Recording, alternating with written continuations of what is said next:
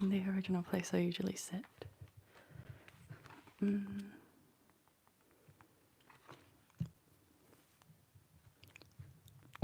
Sorry if you're watching the replay. I have to get my chat up, and I'm really new to this.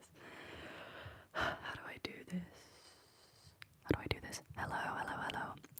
Just setting up because the stream has just begun, and I'm still very new to this. So give me a moment, and I should be with you. I should be with you in a sec. This is really difficult. I think this is how I do it. Okay, I got it. Hello, you're very early. I literally just set up. So, I literally started like a minute ago. Thank you for being here. Hello. I just am setting up. So sorry, I'm very unprepared. I'm learning. I've just got my, my iPad. I've got my iPad up so I can watch my chat because I'm really trying to get better at this and it's very difficult. How are the audio levels for you guys right now? Just let me know how the audio is. It's okay if you don't rush it. You guys are so kind. Also, I know I'm not in like my regular setup, but it's really late and my chair is so uncomfortable that I have to sit here. Otherwise it's going to be impossible for me to do this. So I thought I would do some Reddit stories like Am I the Asshole readings and stuff, because I've always found that very relaxing to listen to and sleep to. So I'm going to see if I can find some. I just hope that they're interesting and I don't like read an entire one and then end up it being rubbish. So right, I'm going to go onto the subreddit. Also, my microphone is currently balancing on a stool, so it's like very difficult to not make sounds. But I'll read the titles.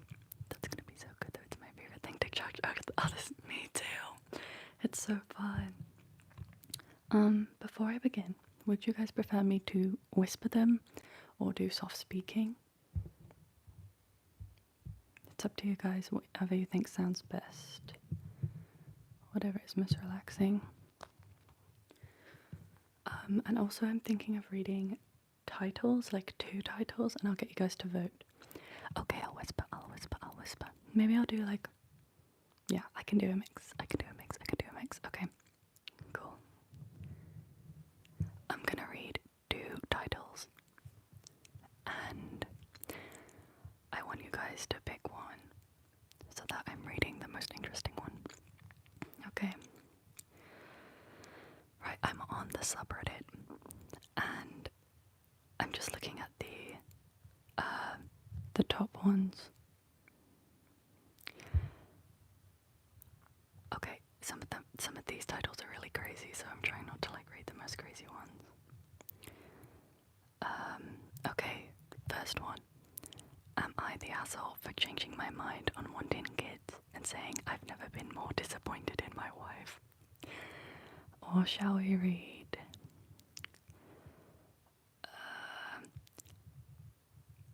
Am I the asshole for kicking my brother and his pregnant girlfriend out of my house? Shall I read 1 or 2? I kind of want to read 2, but it's up to you guys. The first one sounds kind of scary. Okay. 2, 1, 2.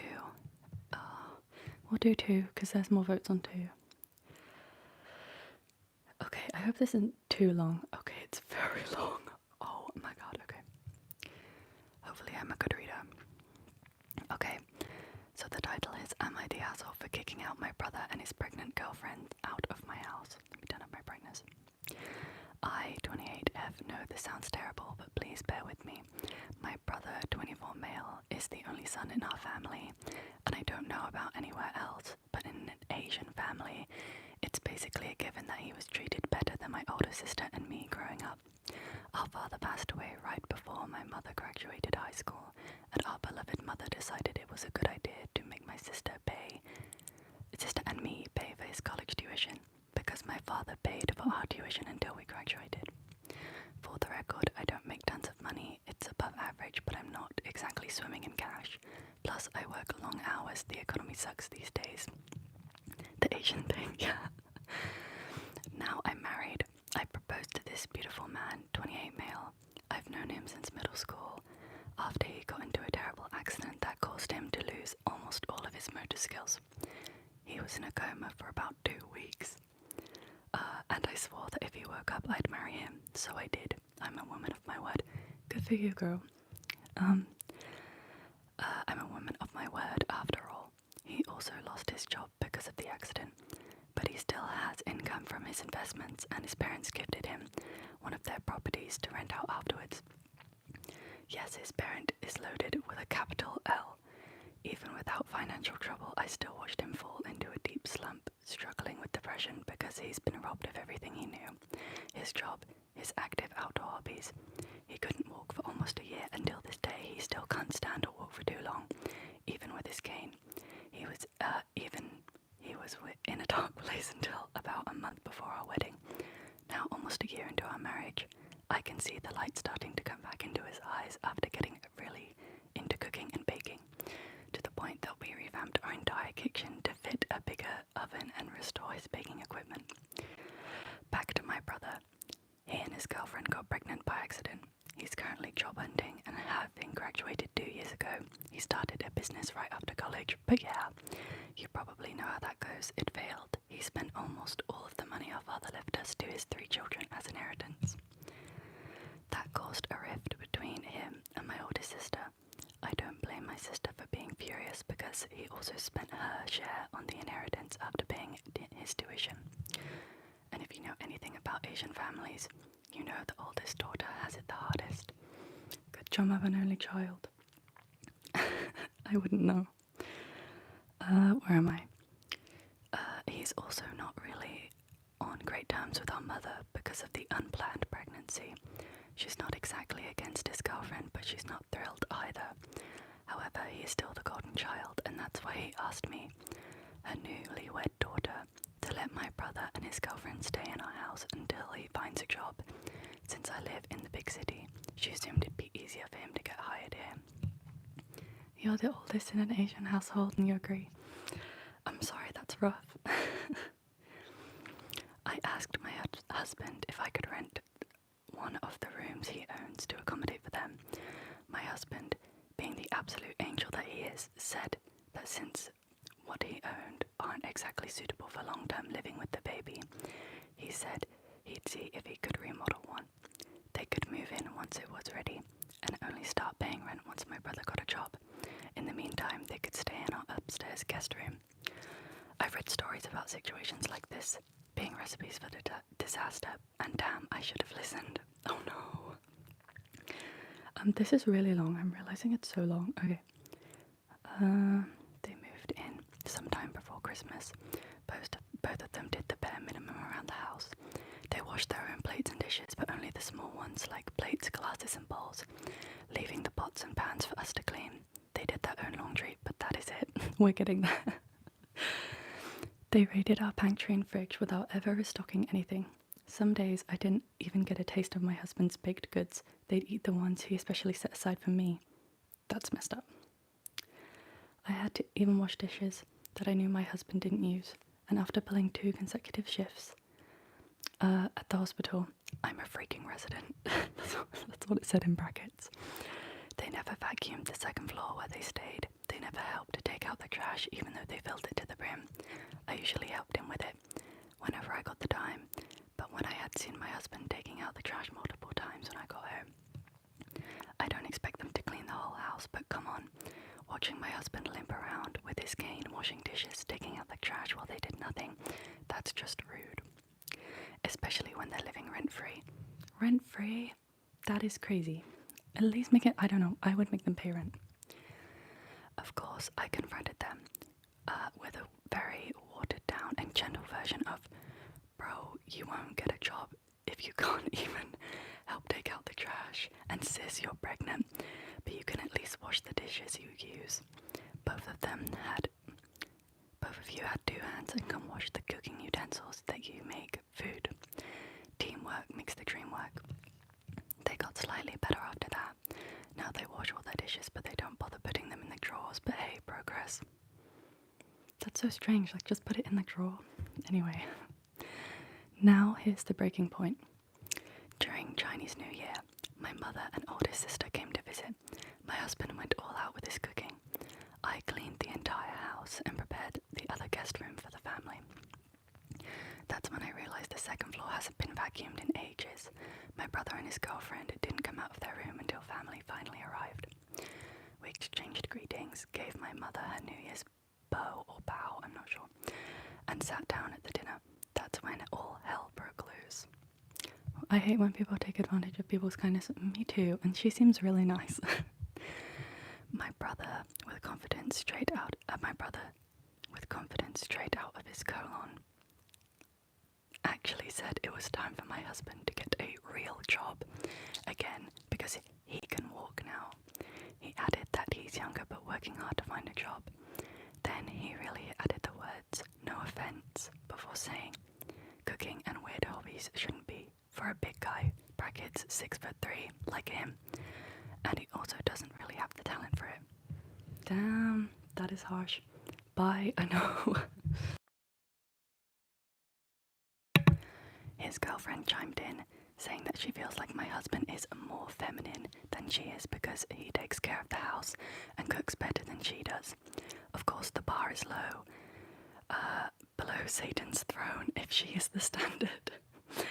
Even said that she and my brother keep asking my husband why he's still at home when it's been years since his accident. I'll leave him soon if he keeps being cooped up in the house. She then whined about how my husband always just smiled at them and never responded. I think my brother realized she'd messed up because he quickly backpedaled, saying it was only once or twice. I just stood up, took both their plates, and told them to pack up and leave. I couldn't even look at my husband. I was so pissed and ashamed to look at them. I took out every ounce of self-control not to curse them out right then and there. They said I was being too sensitive or over the harmless comments. My mother tried to defuse the situation, saying that my brother and his girlfriend meant well and that their comments didn't come from a bad place, and even pointed out that my husband didn't seem offended. So she asked, why ruin a good day? Which I ignored. The next day, my older sister came by to pick up my brother's stuff. She laughed a lot about the whole ordeal, and she's the only one who thinks that I did the right thing. My husband said that he was glad I defended him, but never took their comments to heart because he knows I love what he's doing. Oh, so she must have kicked them out. Because he knows I love what he's doing, so I suggested I might have been a little harsh. My mother later told me the words weren't a good enough reason to kick out a struggling brother and a pregnant girlfriend. She said she really emphasized the pregnant part. She said I could have just scolded him, like overdoing the dishes. I don't think I'm the asshole nor overreacting. I'm still pissed off, to be honest, but now I'm second guessing myself because my husband was so chill about it. Am I the asshole? Okay, that is the whole thing. It was so long. I didn't expect it to be that long. Let me read the chat. Hello, giant rabbit. Yeah, I know, it's crazy. I don't think she's the asshole. I agree with you. Layla. That is pretty crazy. I mean, she has more patience than me. I have to have a very clean room and like a very clean house. So especially since they were living there rent-free, I would not be okay with it. Nope. Right, let's see if there's any other ones. I don't know what I like. What are some good subreddits to read? I'm currently on the Am I the Asshole one. But if there are some like good ones, then let me know. This next one doesn't seem too long, so one thing about Asian mothers is they are manipulative AF. I know they can be. My mum's actually very nice, so I'm okay with it. She's the only sane one there. I agree. I agree.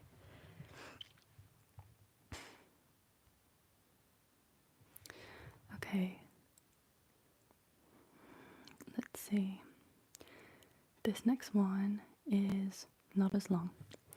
It's called Am I the Asshole for Wanting to Leave My Family? That's pretty controversial. Okay, let's go. Am I the asshole for wanting to leave my family? I, F21, have a complicated relationship with my family. My parents constantly fight over little things, not physical, just verbal. My mother has used me as her personal therapist since I was 14. My older brother, brackets 24, is constantly demeaning and rude to everyone, especially my mother, so of course I hear about that all the time. My dad is hardly around. Recently, I travelled to Canada to visit my long-distance boyfriend. I was there for 3 months, and during that time, I felt so unburdened. I felt heard and respected in a way that my family has never made me feel. As soon as I came back from my trip, my mother picked me up from the airport. She asked me 2 questions about my trip and then proceeded to talk about herself, mainly the shows that she had been watching. I was so excited to show her the pictures and tell her funny stories about me and my boyfriend, but she didn't even ask. This really hurt. I did eventually show her the pictures after bringing it up myself. She was interested and engaged, but then we went back to discussing her. Tonight, my mother had some pain in her jaw. Brackets, she has a lot of health issues and refuses to go to the doctors due to anxiety. Yeah, was that my mom? Yes, maybe. An effigy. Thank you, and it's nice that you popped in. Anyway, back to the story. This incident made every ounce of stress come back to me. I just want to leave again, go back to Canada ASAP, and just forget about them, but I feel guilty. They're my family, they raised me. No matter how dysfunctional we are still related. 2, they helped me out financially. I ran into some money troubles before my trip, and they helped me out. My mother says that I am not allowed to travel again until I pay her and my father back, which I understand. But part of me wants to go back to Canada before I finish paying them back. I still fully intend to pay back everything I borrowed for them, no matter where I am. I just feel so trapped here. I am the only one home with my mother throughout the week, so I hear about all of her problems and deal with all of her health issues by myself. It's rare for my dad and mum to not fight on weekends when he's home. I just hear it and I want it to stop. I'm not sure what to do. I never knew how stressed my family made me feel until I was free of them. Where am I? I only had to worry about myself and occasionally my boyfriend. I felt free.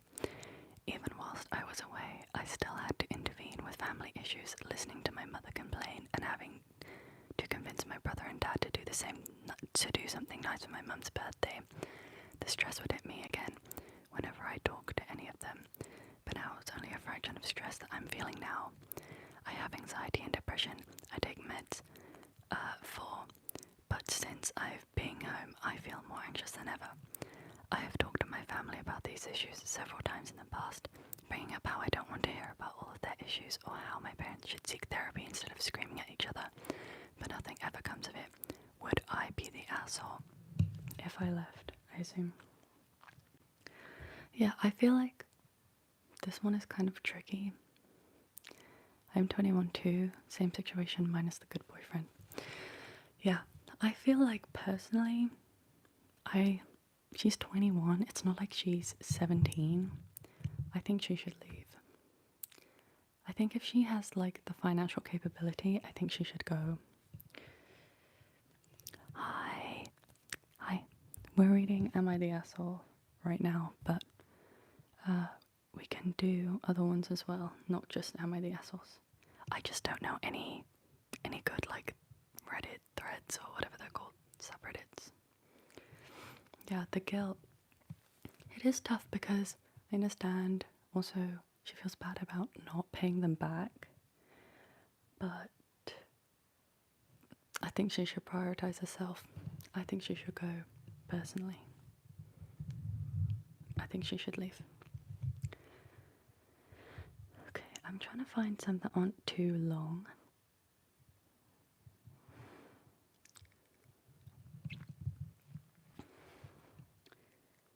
I agree. I think she should leave if she's financially capable to. I should have brought a drink because whispering is actually like really drying out my mouth. It's too late. Okay. Let's do another one. This one is called Am I the Asshole for Not Giving Up My Seat to My Fiance's Friend? Interesting. Okay, this one doesn't seem to be too long, so. Quick backstory. I have horrible vision in my left eye. Without glasses, everything is a giant blur. The vision can be corrected, but about a 20/40 with glasses. But I haven't had it since I was a teen. Brackets of 44 now. Because the glasses are heavy and it gives me a severe headache. Even with contacts, I could not handle it because basically the the eye doctor said that since it wasn't corrected as a young child, my brain basically shut off the vision to that eye. So when it's forced to work due to glasses or contacts, my brain has a hard time processing it. In my right eye, I need glasses for distance, but it's not a very strong prescription. So for the last 30-some years, they give me glasses in my right eye, and then just say F it with my left eye and do a balance lens. So back to the story. I bought tickets to the theatre for me, my fiance and my daughter and her friend. My daughter and their friend ended up not being able to go because of work, so I offered the extra 2 tickets to my fiance's friend and wife for free. They took them. When we got there, my husband asked to switch seats with him. Brackets, I had a seat at the end of the row because he wanted more legroom. And he is 6'5". I told him no because I don't like to sit between people if I don't have to, because if someone sits on my left side where I can't see, I tend to lean to the right into the person I'm sitting next to because it makes me nervous, and then I'm invading somebody's space. I purposefully buy tickets where I can sit at the end of the row or against a wall for this reason. I will sit between people I am comfortable with, like my kids, fiance, parents, and close friends, because it doesn't make me nervous to have them where I can't see, but only if I have to. I will get places like church or a basketball game at my kids' school and just sit at an end seat for my own comfort. My family and close friends are so used to this that they don't even question me taking the end seat anymore. He said that he needed legroom, so I told him too bad and I wasn't giving up the seat. I gave him the tickets for free, and he can deal with what he got. He grumbled and sat where his ticket was, but told my fiance later that I was rude and inconsiderate, that he needed the seat more than me. His wife agreed. My fiance agrees with me because he's used to my I get the end seat thing and knows I buy tickets for that reason. So am I the asshole for not giving up my seat to a friend who needed more legroom? This is so stupid. Of course she's not the asshole. In my opinion. All the comments are agreeing with me. Not the asshole, of course not. Yeah, I agree. I can't believe that she even has to ask that. And it's crazy because, yeah, she got free, and she gave them free tickets, and then he has the audacity to be like, she's rude and inconsiderate. That's, to me, ridiculous. No way she is. I know. I'm glad you guys are agreeing. Everybody in the thread seems to agree with me as well. Yeah, I think that that's a bit, it's just, yeah, that's very wrong. Okay, I have to find another one now. I don't know if there are any other subreddits that you guys think have good stories on. If you know of some, leave them in the chat and I can have a look. But for now, I'm just going to stay on this one because I know that this one's pretty popular. Okay.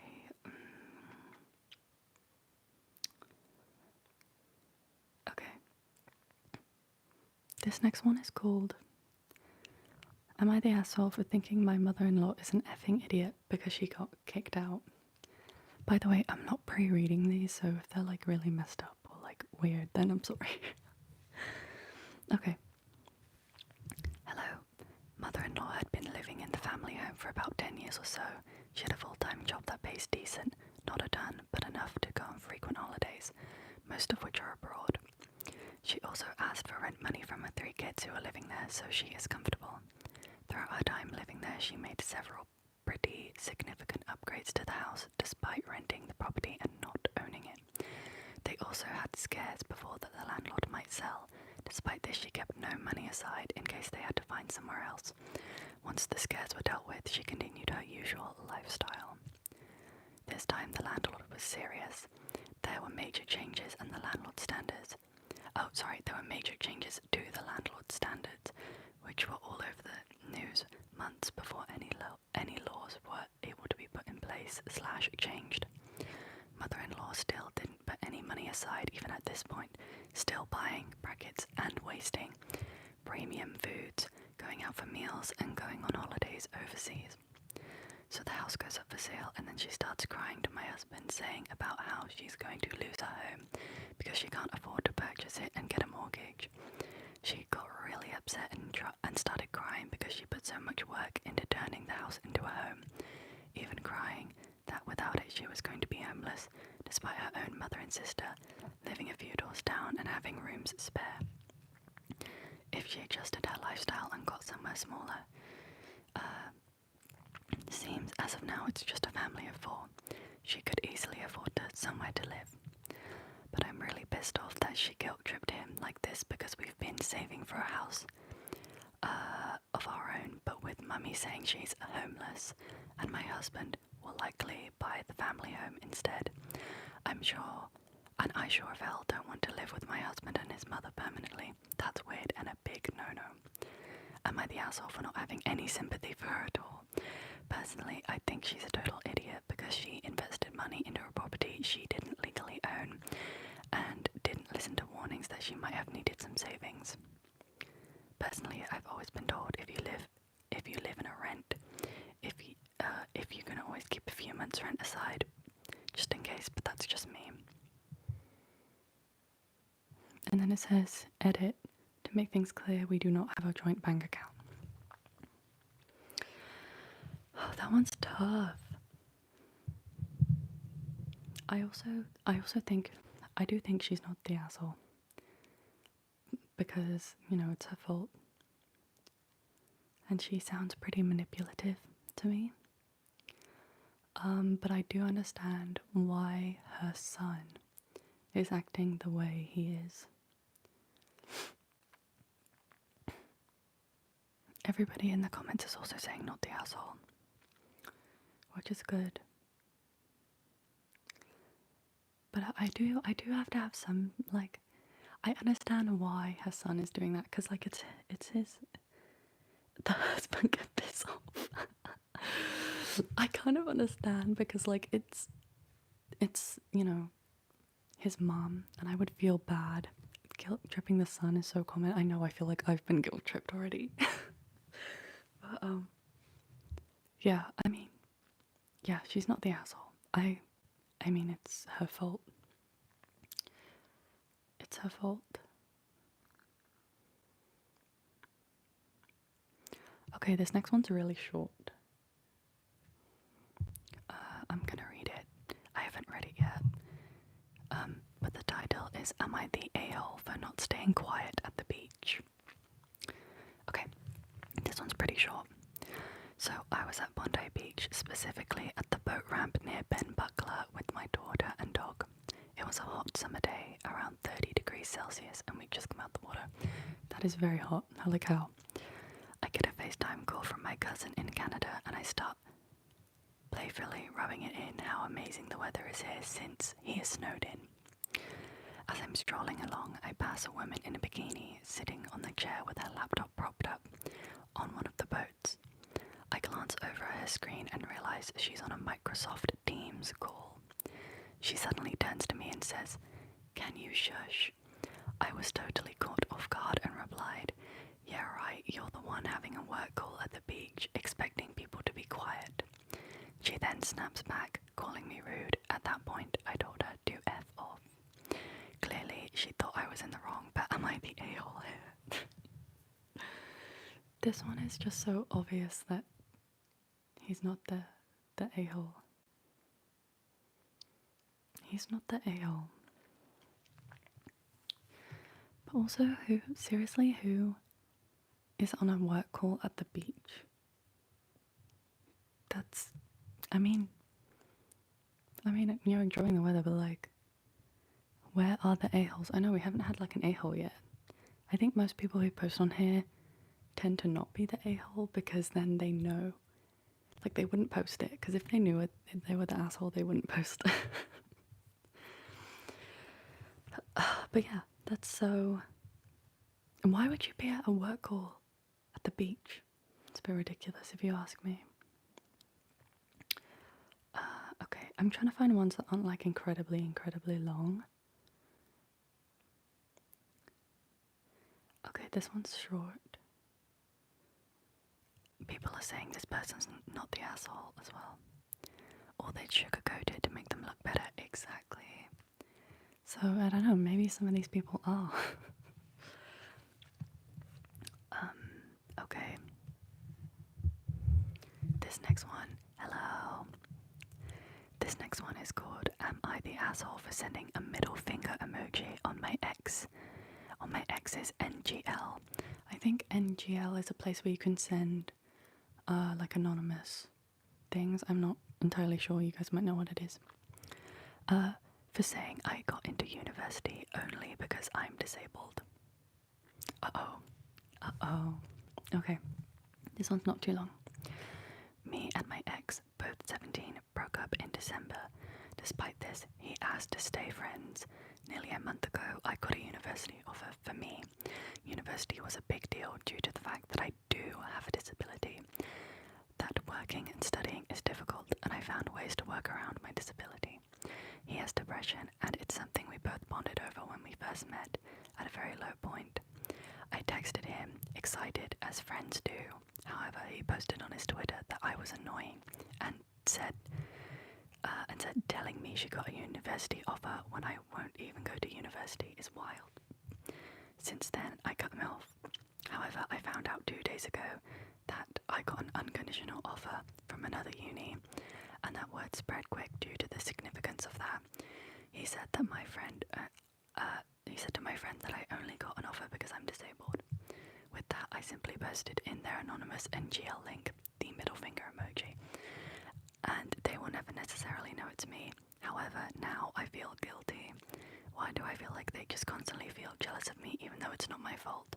Why do I feel like I'm at fault for this? Again, another NTA. Hello.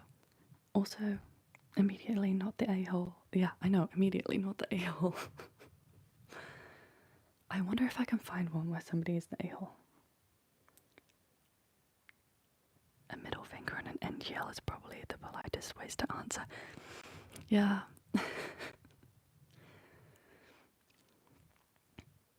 I'm gonna see if I can find some. Let's see what the top voted one is. I hope it's not too long.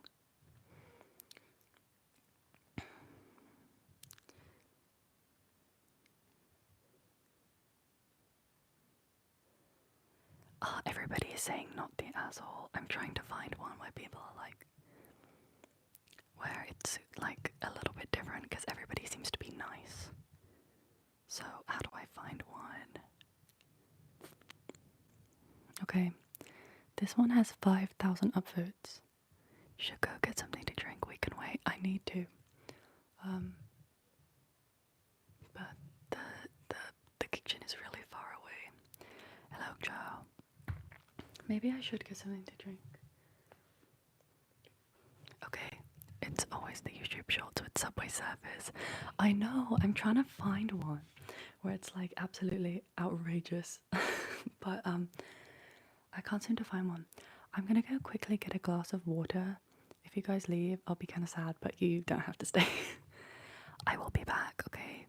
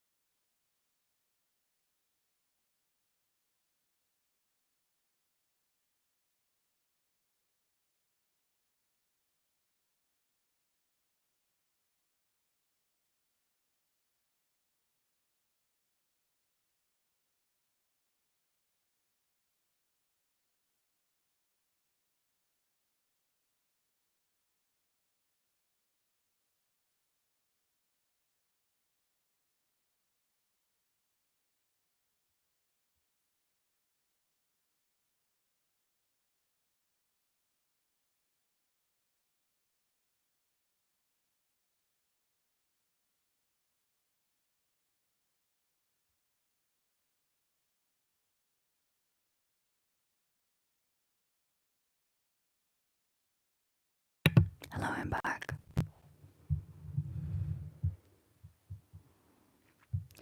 Hi, Mike. Thanks for still being here. I'd be down for scary stories. I agree. Do you know what the name of the subreddit is? I guess it's probably just scary stories, right? But I got this like glass and it's so cute. My friend gave it to me for my birthday.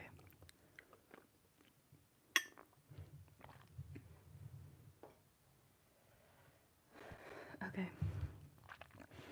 I might fall asleep during the stream. It's late and I have to wake up at 7.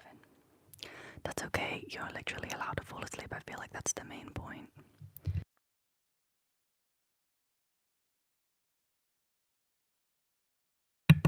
Let's not meet. It's called Let's Not Meet. Okay. Let me have a look. Hold on. Let's not meet. I hope they're not too scary. I don't want like YouTube to take down my video. Let's not meet. Is it called Let's Not Meet FR or is it called Let's Not Meet Stories? Let's not meet. Let's not meet. Let's not meet.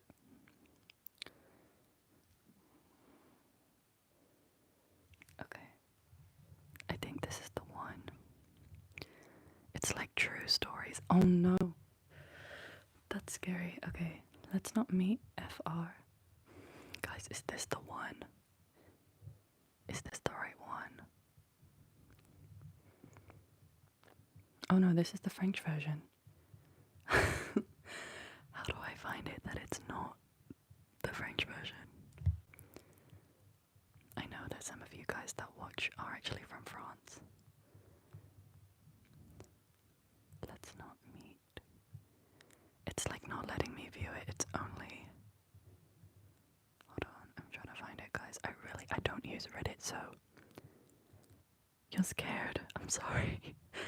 I don't really use Reddit, so it's kind of hard to, like, understand what's going on right now.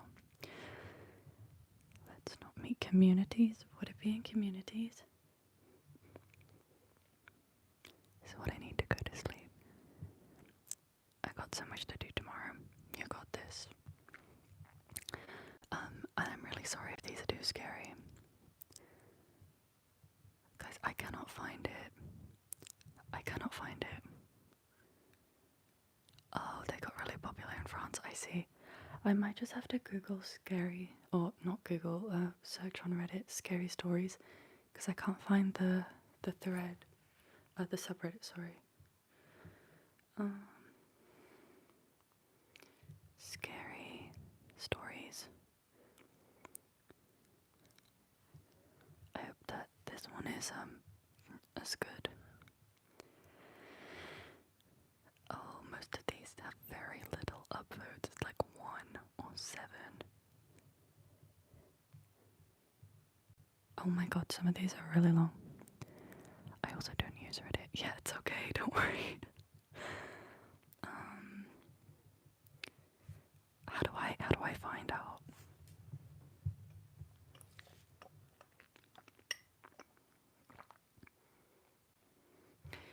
I might Google, like, not Google, I might search on Reddit.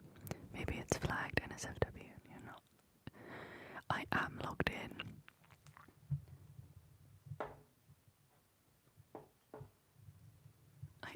in. Reddit kind of sucks, I know. It actually really sucks. I just think that it's like, it's a good place to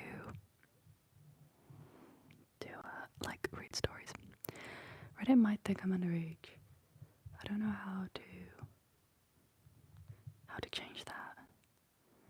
Let's not meet, and then let's not meet. Okay.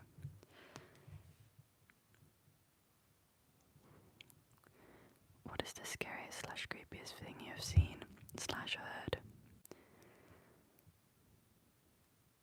I can just read like people's responses, but they're not like a whole story. I'm gonna read one, and if it's bad, then I'll just try something else. Okay. So this one says, "What is the scariest / creepiest thing you have ever seen?" And then this is somebody's response. was on vacation in, it doesn't say, it's like spelled wrong. Yeah, it's NSFW. Yeah, that's probably why. Anyway, I was on vacation in a country with my boyfriend at the time. We'd literally, I'm talking 10 minutes, just gotten into the town and stopped at a suspension bridge near Cornell's campus.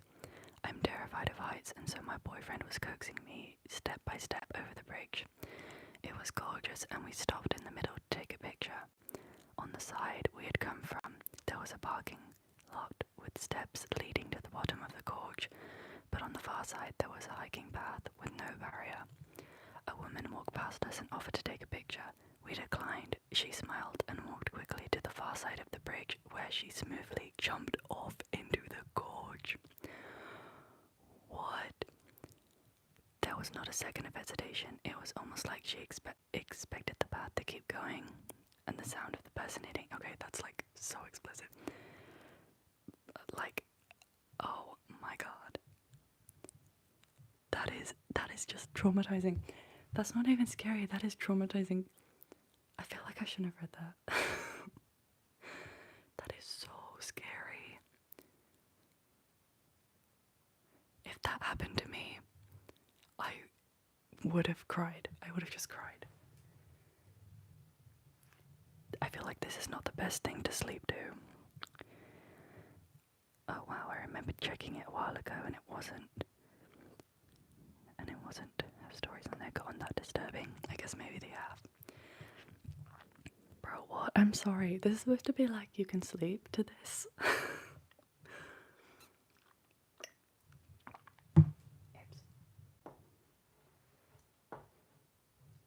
you guys want me to read another creepy one, or was that too much?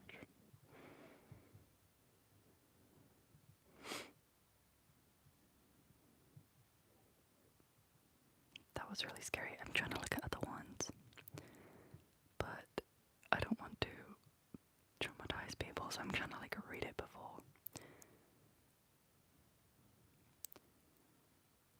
Okay. More. Okay. I'll read another one. Hopefully this one isn't like actually just you're fine with anything. Okay. I assume people are, but I just want to double check because I don't want people to Okay, I'm gonna read another one from the responses on what's the scariest thing you've seen. I need to cough, hold on.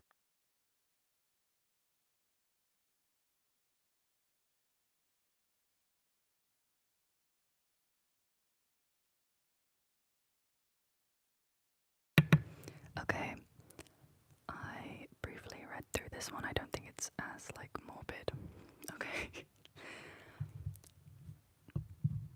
I was about 15 minutes from finishing the night shift at work when there was a massive crash at one of the windows in the office, so I get up to go and check what it was.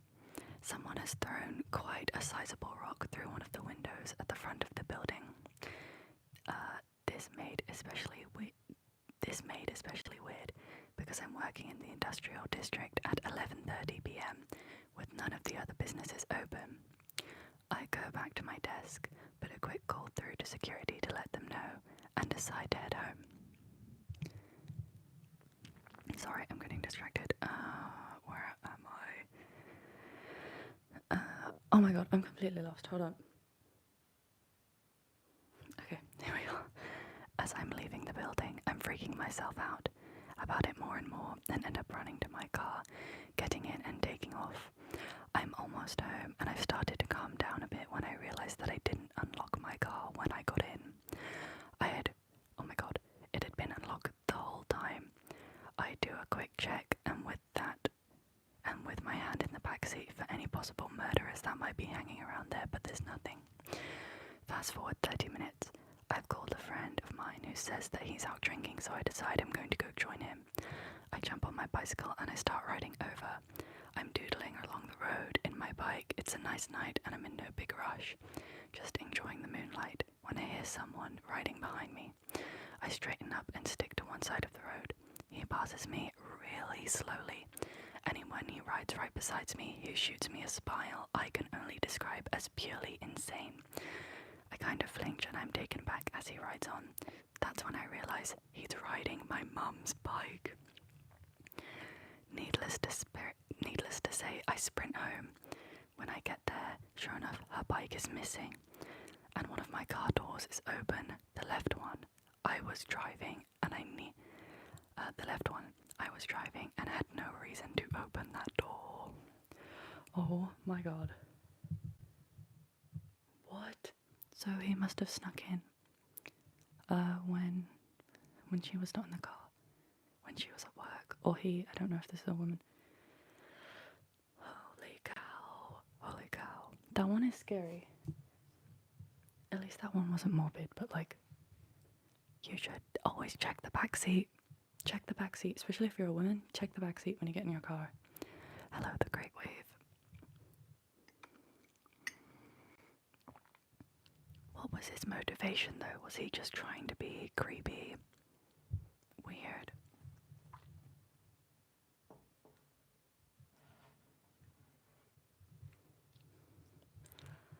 Okay, let me see if I can find another creepy one.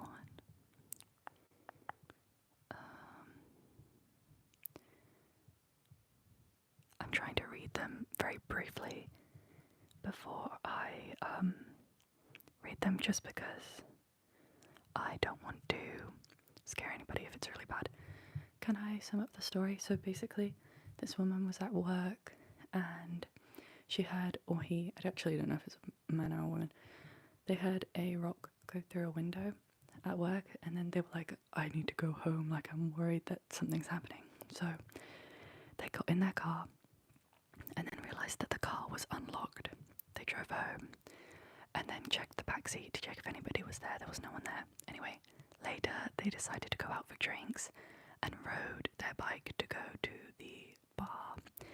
And then somebody was riding behind them, and they realised that the person riding behind them was using their mum's bike. So when she got home, or when they got home, they realised that the car door that they were in was open and that their mum's bike was missing. Someone throws a rock at work and you just go home. I think they were probably like at the end of a shift anyway. But, I mean, they had the right intuition, because it was definitely creepy. Okay. There's another one. I'm not sure how scary it is because I haven't read it yet, but it doesn't look like it's too bad. Okay, oops. No, I just clicked on it, it's gone. Okay.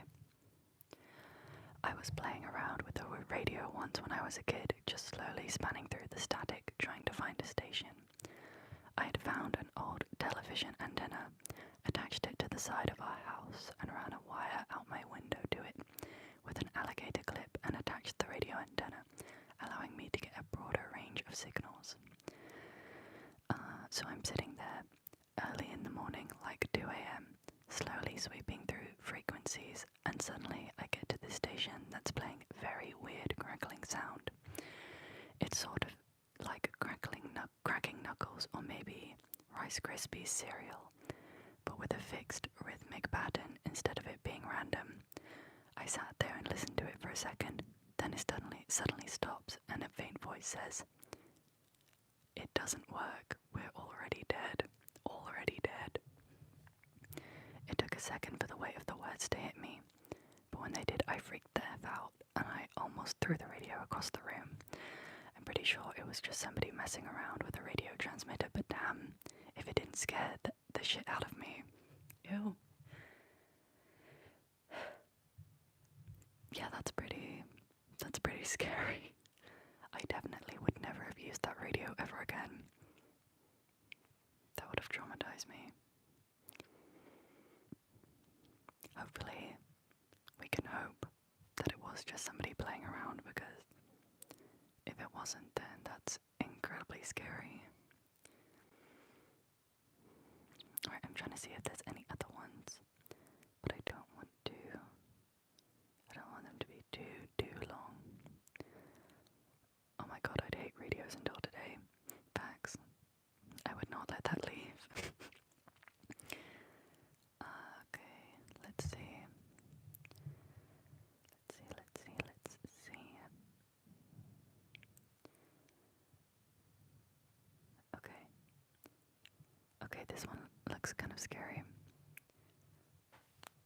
says, about a year ago, I was climbing. Hold on, let me turn up my gain. About a year ago, I was climbing a tree in my front yard around 4:30 a.m. Why are you doing that? Like, why? Why did you even? I like how the title says Reddit stories to sleep to, but we're reading Nightmare. Yeah, I know. Anyway. So, this woman is climbing a tree, or this man is climbing a tree at 4:30 a.m. That's ridiculous. Like, you're asking for something bad to happen. Anyway, I had walked a lady friend to her car, and it was killing me until I got the I'm home text. And the weather was nice for tree climbing, so I just did it. That is so stupid. Okay, this particular night, my neighbours didn't lock their gate like they normally do, leaving easy access into their tool shed, lawn mower, etc. I guess the guy forgot. It happens, but it was definitely noticeable. Brackets, large gate, right next to the road, expensive old man tools. OP is stupid, yep. The OP is so stupid. So as I observed the gate from my lofty perch and considered all of the reasons it would be open, I noticed a car coming down the street very slowly, eventually coming to a halt right in front of my neighbour's driveway. I looked into the car and saw two young men pointing and looking intently around his yard. Sketchy shit during daylight, and so much more at night. After a minute or so of being too nervous to do anything at all, I realised I was leaning pretty heavily on some branches, exposing myself more than when these two had just driven up.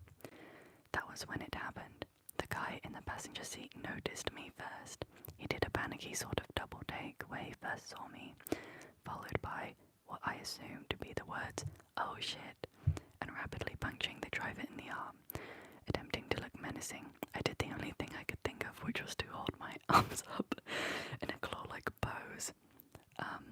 When the driver saw me, he did the same panicky double take before slamming the gas and hauling ass out of Dodge.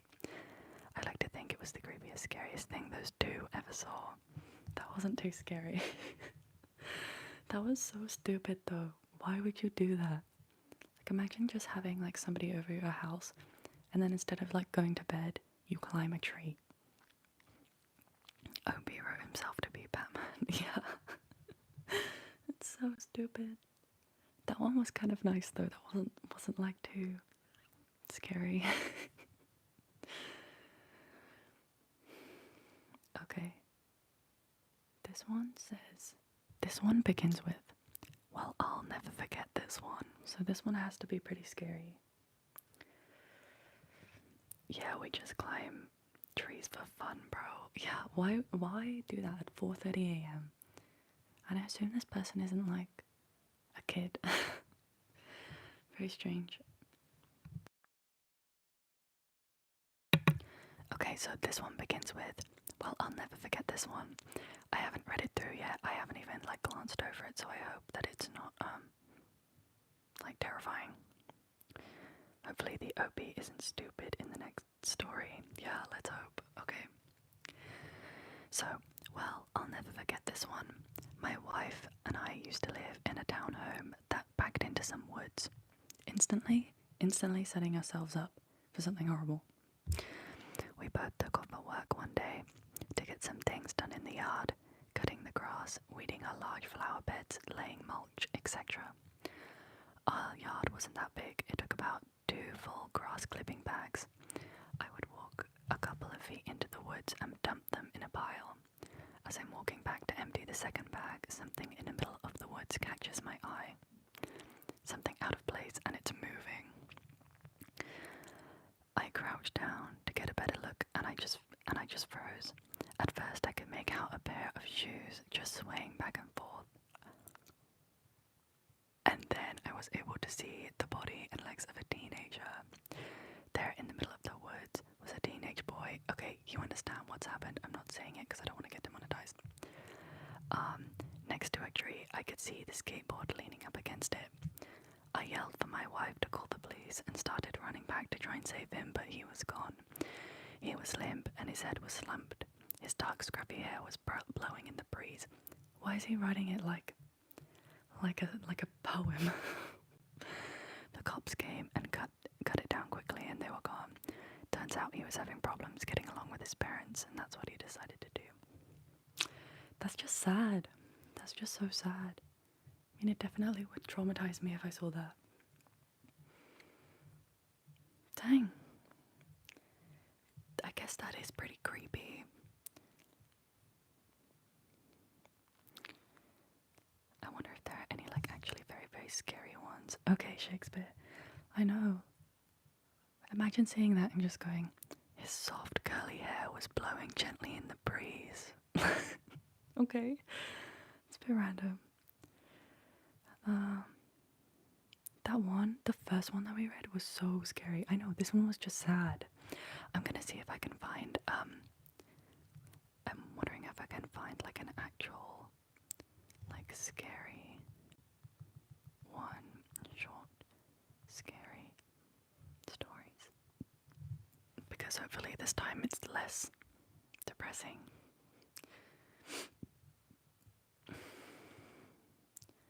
Oh, okay, these are just recommendations.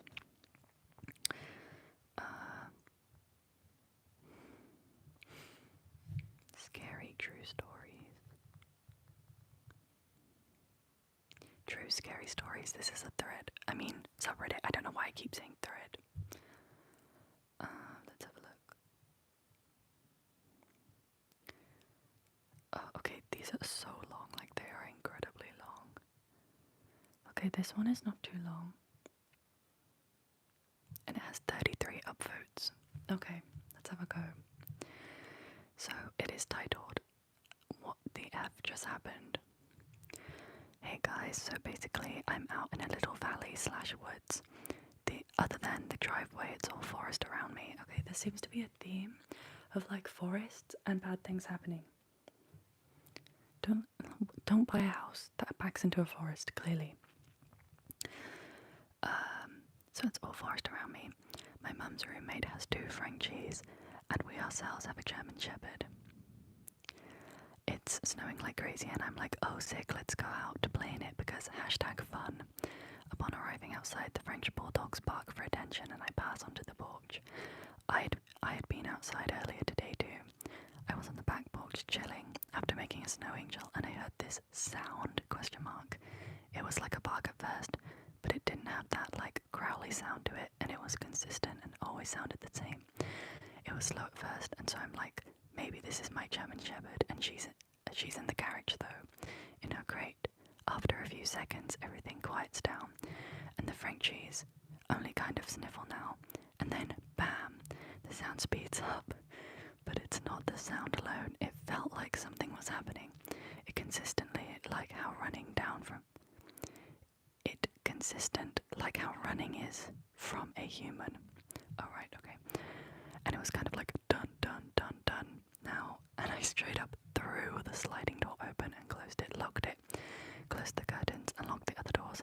I'm terrified to unlock the room and go outside. We still get black bears and coyotes, but it's broad daylight, and the bears you can see, they never come after you.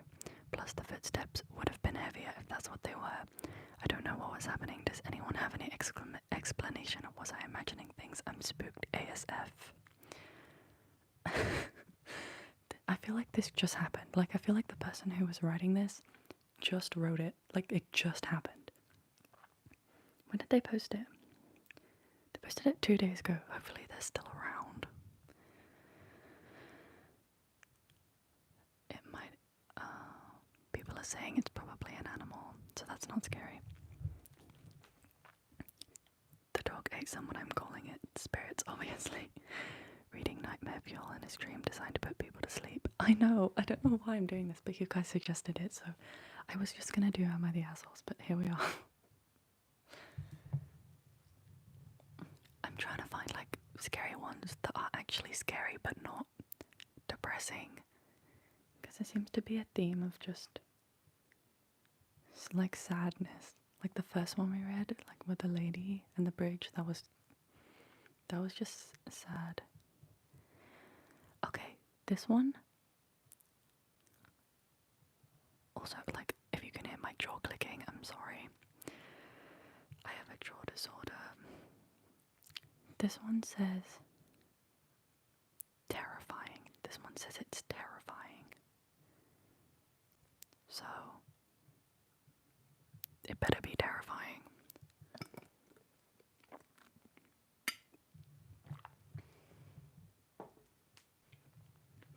Okay, guys, I hope you enjoy this one as you try to go to sleep. I think this is pretty contradictory, but you asked for it, so. Okay, this one is titled "That Thing Was Breathing Heavily," and the tag says terrifying. So, it was back in 2015/2016 when I was 15, when I got my first smartphone, and I was always on it, which made my mother very angry.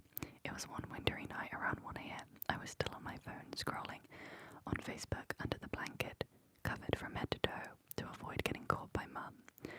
I wasn't allowed to lock my door, as she would check on me sometimes 10 to 15 minutes down the line. I hear soft footsteps coming from the other room. I assume it was my mum, so I freak out. I quickly get my phone to my side and pretend to be asleep. But I didn't stick my head out of the blanket because she was too clever to read my fake sleeping face. The footsteps felt like they stopped at the door entrance but didn't come inside, and then there was the sound of the breathing. Almost panting, as if somebody had took the stairs to the 6th floor instead of the lift. My logical mind concluded that it was my mum being super angry because she figured I was not asleep. That's real. Not gonna lie, she had pretty severe anger issues back then, and I was pretty scared of her when she got angry. But why would she just stand there and breathe for 2 minutes in the middle of the night instead of confronting me? After almost 5 minutes, which seemed like eternity, I stick my head out of the blanket and look outside, because I couldn't stand the uncanny, loud breathing anymore. But there was no one. Not even the sound of someone's footsteps leaving. I went to my mum's room to find she was fast asleep and snoring heavily. It suddenly struck my mind that she had been on sleeping pills lately. It was just my mum in the house that night.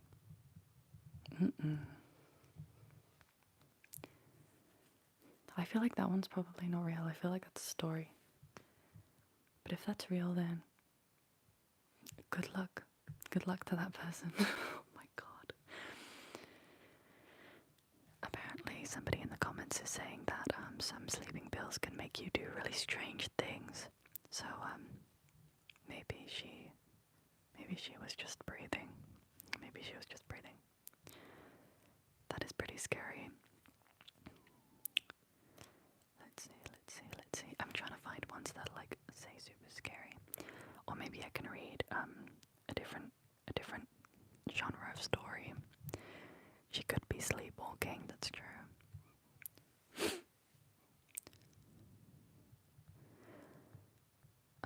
Okay.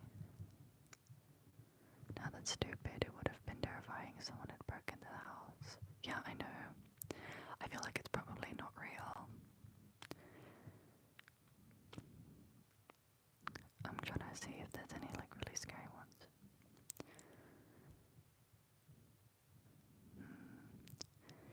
True, scary story from my childhood, this one is saying.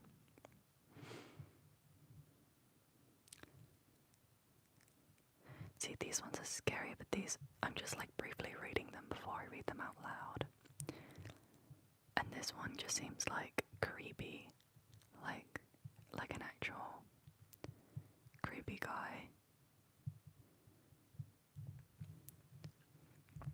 Reddit stories definitely something for sure. They are definitely something.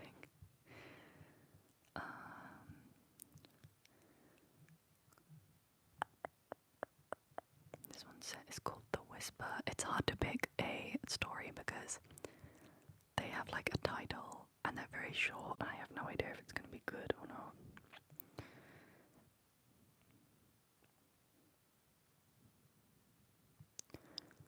Yeah, some of these are like, I don't know if they're very good. Let's see. I wonder if that one's that actually true. Like, I want to read a true one.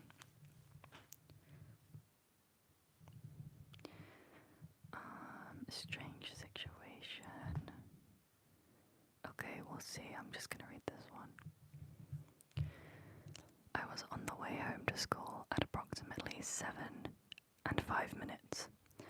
I chose a short route away from the people because I hate walking in a crowded place. That was your first mistake. The distance between my house and school is not long, but it takes a quarter of an hour. While I was walking on that road, I did not notice anyone walking nearby, so I continued walking quietly, knowing that there were not many residents in that place. While I was walking, I heard from a house the sound of a woman screaming and crying. Oh dear. So I stopped walking, and not a minute passed, and silence prevailed. I was almost approaching. The house was curious, and the woman's voice was loud, and it was strange that it was suddenly quiet. But suddenly, a man came out wearing a black shirt and jeans with some blood stains on that seemed to be very recent. He looked at me for a few moments while I remained in my place in fear. Then he left without even looking at me, and I was one of the intensity of fear making me move quickly and leave without looking back. I did not inform the police, and I still feel remorse, even though 2 weeks and a few days have passed. 2 weeks? 2 weeks? Report it. If this is real, report it. There is no way in hell this is real. Because it's been 19 days, so it's been like a couple months. Report it. Someone tell this guy to report the incident right now. Everybody in the comments is saying report it. That is so ridiculous. That cannot be real. And if it was real, that person needs to report it right now.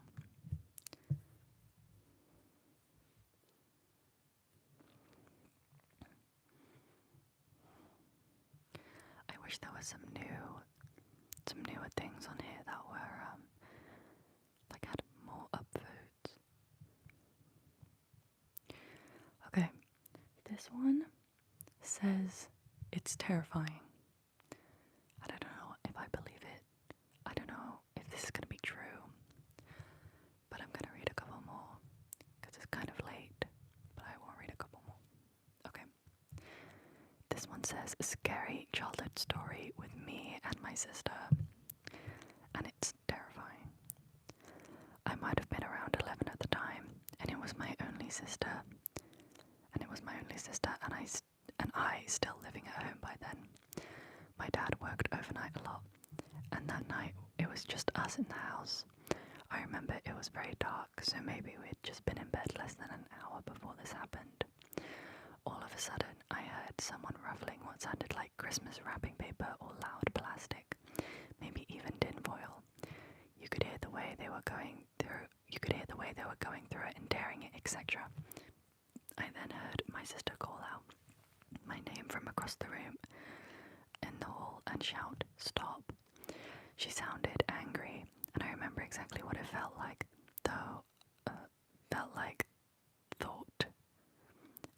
sorry, I can't read apparently, I'm just terrible. She sounded angry, and I remember exactly what it felt like, and thought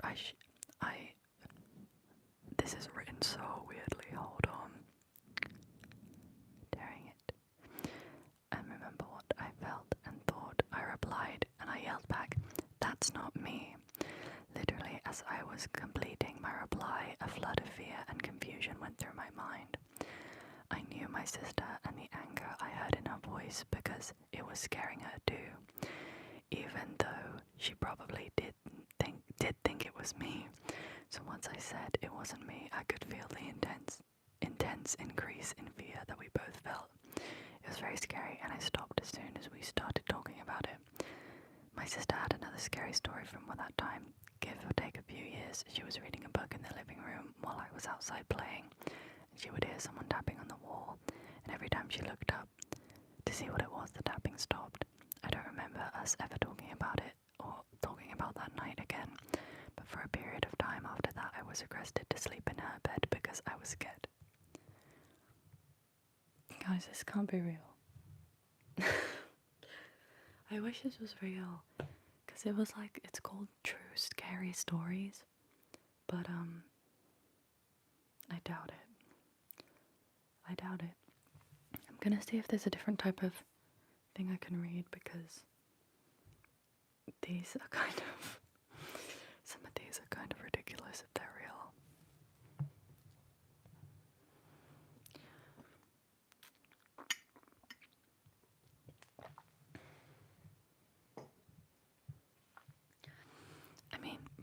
submitting these stories to this thing called True Scary Reddit Stories. But yeah, absolutely terrible stories. I know these are like, it's called True Scary Reddit Stories. The death real. Yeah, these are like not. The first one that I read about the lady and the bridge was actually low-key haunting, because I imagine if that happened to me, it'd be pretty scary. But yeah, these are kind of mid. I wish they were, and also that person, no hate to that poster, but like it was written in a way that was very difficult to read. So it turns out fiction is indeed stranger than truth, lol, yeah. I wonder if there's any other type of story I can read. Because you guys, I'm sure you guys have seen this, I think I mentioned this the other day on TikTok. I was just like watching Broken Jubal in the morning. And I thought they were so funny. And it's so annoying that people don't put like the whole like section in one video. They do like part 1 and then part 2 is not on their account. Like a part 2 you have to like search to find another part 2. It's so annoying. It's so annoying. So yeah, these are definitely some pretty bad stories. I don't know if there's any good subreddits that you guys know of. I don't really know how to use Reddit. But we can just chat for a bit if you guys want. We can just chat for a bit, but I'll have to change. I think you're able to sort the most. I know, I was reading the one with the most upvotes. Like, I was reading the one that was highest. Hold on, let's see. It says like hot posts. Top of all time. Oh, you're right. Oops. Oh my god. Okay, I'm realizing now. Okay, I have to pick one. Okay, most of these are just like about like dead bodies. I don't know if I really want to read one about a dead body, but what do you guys think?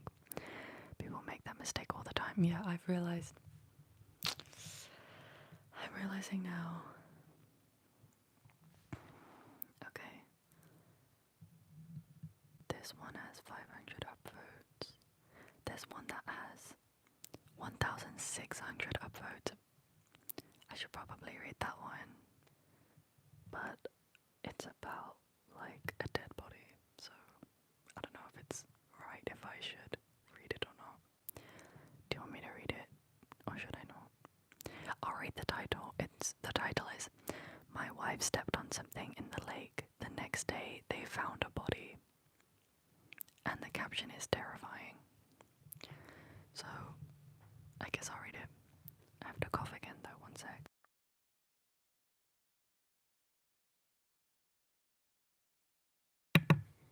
Okay, I'm gonna read it, but don't hate me if it's scary. This is the most upvoted one. A few years ago, when my daughter was a toddler, my wife and I used to take her to a nearby lake to picnic, swim, and just unwind. It was a peaceful spot, quiet, not too crowded, the kind of place where you could easily forget about the world for a while. One afternoon, after we'd finished eating, my wife decided to go for a quick swim while I stayed on the beach with our daughter. I watched her wade out into the water, the sun sparkling off the surface. Okay, I feel like this is a story because he's so, like, descriptive. Anyway, a minute later, she suddenly stopped and turned to me, shouting something. At first, I couldn't make out what she said, but her expression was off. Then I heard her clearly say, "I think I just stepped on someone's face." I froze for a second, thinking maybe she was joking. But the look on her face wasn't playful. It was pale, almost terrified. She quickly started making her way to the shore, her legs moving faster. She couldn't get out of the water fast enough. When she got back to me, she was visibly shaken. She said that while she was swimming, her foot brushed against something soft, and at first she thought it was a rock or a weird patch of seaweed. But when she pressed down, she felt the unmistakable shape of a face beneath the water, a nose, an eye, a She swore she felt the hollow of an eye. Ew. I considered going in to check it out, but something stopped me. Maybe the fact that there's a dead body in the water. The unease in my gut, maybe. We decided to pack up and leave right after that. The next day, the local news reported that a young boy had been missing for a few days and had drowned in the same lake. Hold on, he was reported missing, but he was also reported as drowned. Okay. So not far from where we had been. He had been there the whole time, just beneath the surface. To this day, my wife is convinced that she stepped on his face. Ugh. Great, that's what I'll be thinking next time I go swimming. I'm sorry. Just swim in a pool, or just swim in the ocean. It'll be fine. But yeah, that's really grim. That's not even like that's scary, but to me that's just like gross. It's just grim. Would not want to step on someone's face. That's so gross. But I feel like a lot of these still aren't, you know, true. Who's the guitarist in the poster? This is Beaver Doobie. I've kind of got a shrine of Beaver Doobie. I've got Beaver Doobie, Beaver Doobie, Beaver Doobie, Beaver Doobie. I'm not even like the biggest fan of Beaver Doobie, but I saw like a newspaper with these pictures in and I thought they looked cool, so I just put them up. But yeah, that one was pretty scary, I guess. I feel like I've become numb to these Reddit stories because a lot of them are kind of bad. Okay, I'm gonna read one more and then I might chat for a bit and then I'm probably gonna go to bed because I don't know about you guys, but it is 1 a.m. and I actually don't know if any of you guys were able to fall asleep because these stories were, I don't know, they're not something I would want to sleep to. I'm gonna have to put a warning. Beaver Doobie is pretty big. She's cool. I really like her older stuff. And I hope that with her new album she kind of goes back to her more distorted guitar sound.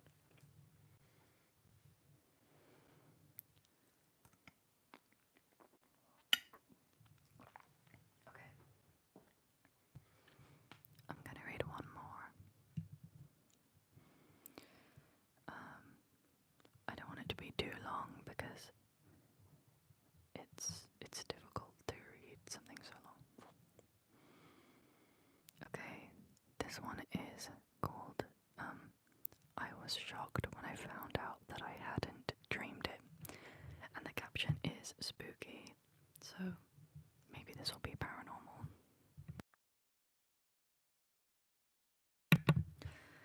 A few days ago, I was sitting with my parents in their house.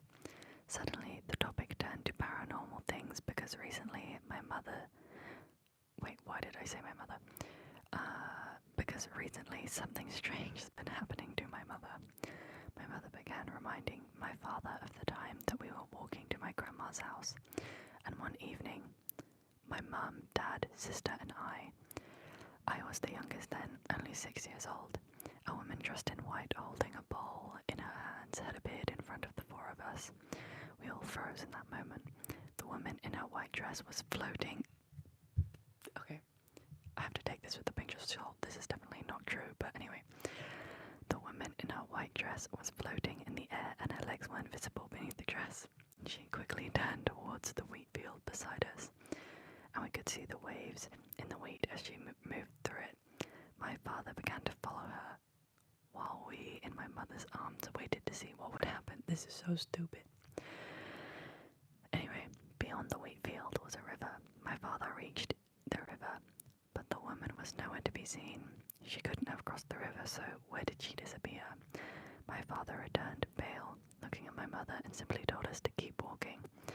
While my mother was telling us this story, I jumped out of my chair and said that I had always thought I dreamed it, and that this dream had haunted me for years, because I still remember it as clear as day. My mother said that it really did happen, and from that day she no longer looked at the world the same way. My father was as pale as he was on that day, terrified of the mere thought of the event. That was definitely true, guys. This is my first time actually reading stories on Reddit. Like, I don't do this in my free time. And yeah, they're definitely something. Someone asked, more importantly, why was she holding a bowl? And the original poster said, there was something in that bowl, but we didn't see what it was. This is so dumb. That one doesn't count. One more. Okay, I'll do another one. Somebody in the comments said she was trying to show you where she died. I can't believe people believe this. And why did their dad follow the woman? This is absolutely ridiculous. Okay, I'll see if I can find one that is actually scary. I'll read you the title, and you can let me know if you think it's a good idea or not. Oh, this one's really short, but I'll read it because it's so short. My 83-year-old grandma had told this story for years. His dad is an alpha male. Yeah, that's how you die, though. Like, that's how you get killed. Okay, my 83-year-old grandma had told this story for years. So she grew up in southwest Virginia in a small, very rural area. Her dad wasn't somebody that would have been scared of a lot either. He worked in a flour mill and would walk home at night after he got off work. Her mum would usually lock the door before he came home, and she would unlock it for him when he got there. One night she said he came home instead of waiting for her to unlock the door. He busted the door open and came in before anyone unlocked it. She said as long as he lived, She said as long as he lived, he never would tell anybody what made him saw that made him. Hold on, this is worded so bad. She said as long as he lived, he never would tell anybody what he saw that made him bust it open. That was pretty. I think he should just tell her. That was not that scary though. I don't know how that has 500 upvotes. OP, try not to be stupid, challenge impossible. I know. Everything I'm reading is naff, to be completely honest. If people are watching like the playback on my channel of this video, just know that I didn't have a chance to read them beforehand. So yeah, some of these are pretty lame.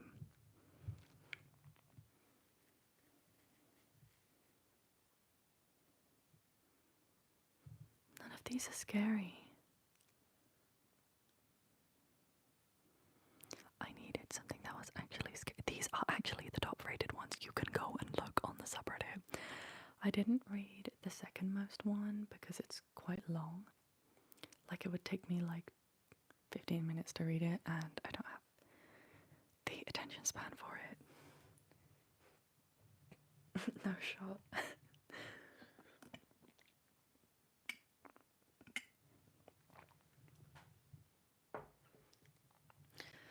I'm lucky that I feel like I don't really have any scary stories. I'm trying to think.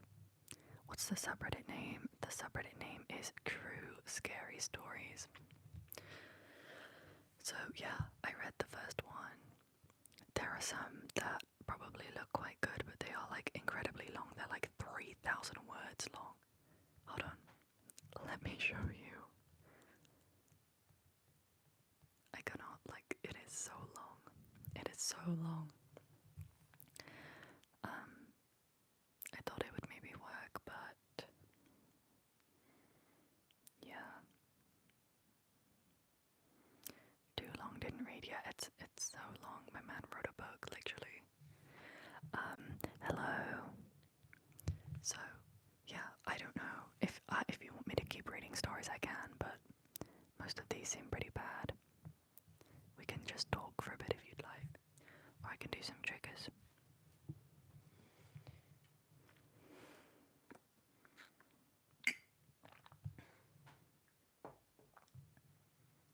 But speaking of scary stories, feel like I've ever experienced anything scary.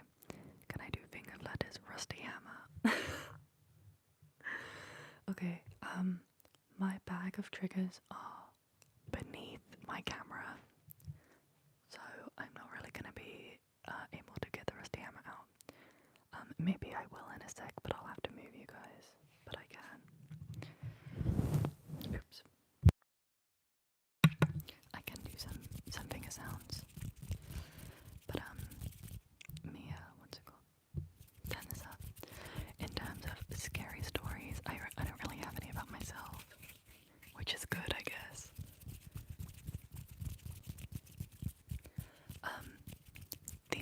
I'm trying to think of like the scariest thing that's ever happened to me. I'm sure you guys probably have some pretty scary stories. I feel like everybody must have one.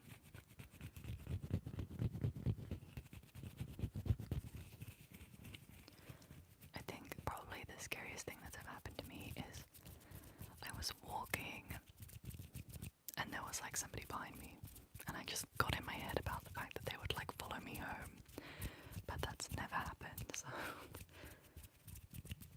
I'm just paranoid.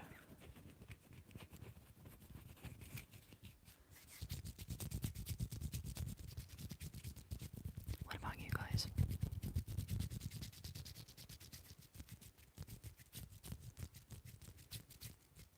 By the way, can I just say it's really funny because I have my camera here and then I have my tablet down here, and I'm looking at the chat, but I'm also seeing myself, and it's very strange. You've got some spirit stories? That's pretty cool. I can't say I've ever encountered a spirit before.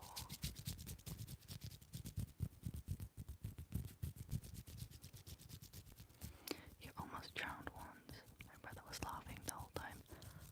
That's so scary. Oh, that reminds me. I went swimming with my dad when I was young, and he took me really far out back because my dad is a pretty good surfer, but I was quite young. He took me out back, like really far out.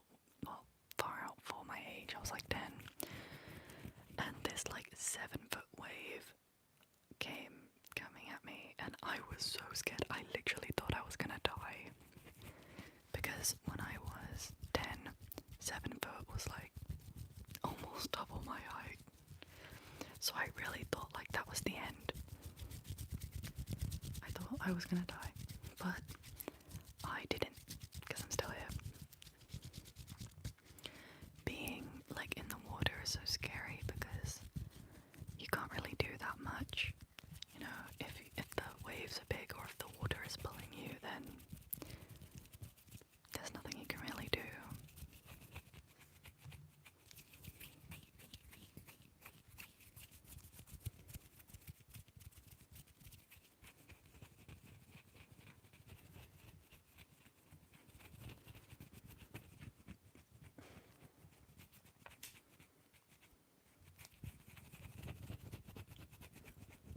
I guess I should be grateful though, you know, that I don't have any scary stories. Is the water pretty cold there? Yeah, it's pretty cold. If I ever visit the beach, I borrow or like buy a wetsuit. I live like, well, I mean, if you're in England, you're not really that far from the beach. Like, you can always probably drive. I mean, unless you're like bang in the middle, you can probably drive to a beach, but I don't really swim that often. The only solution to being let in the water. Hold on, I can't read. The only solution to being to let the water do whatever it wants. Yeah, I know. It is kind of creepy.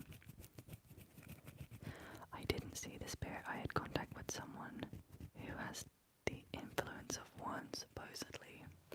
My friend did that once. She said it was really cool. And I've always been kind of skeptical of stuff like that because I've never really had an experience like that. But I'm definitely open to ideas of stuff. So that's pretty cool.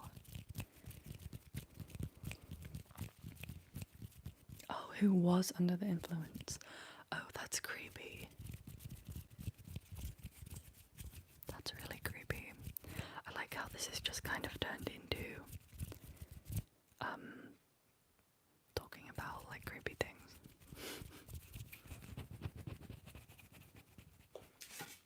Oops.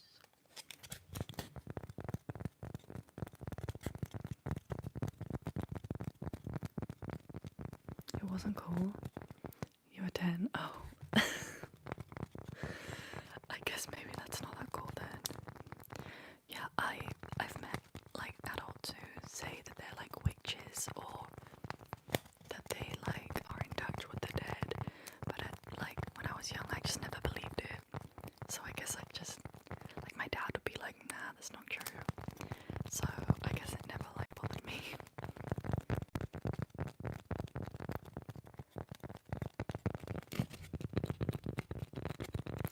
Anyway, as you guys can tell, I finally realized how to put a title on my video.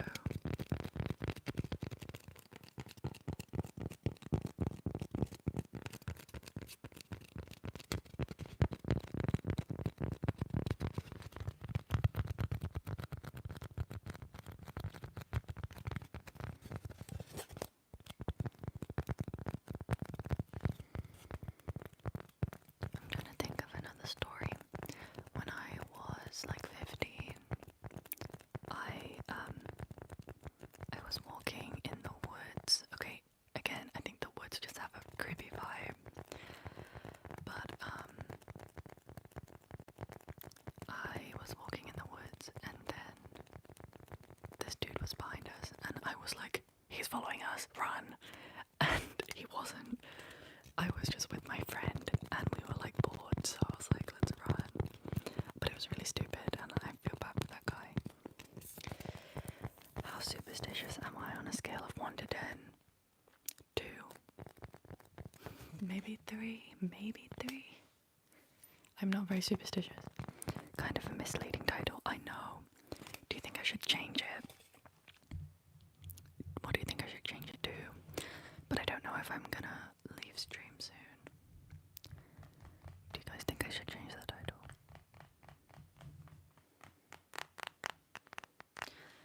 I might just put ASMR instead.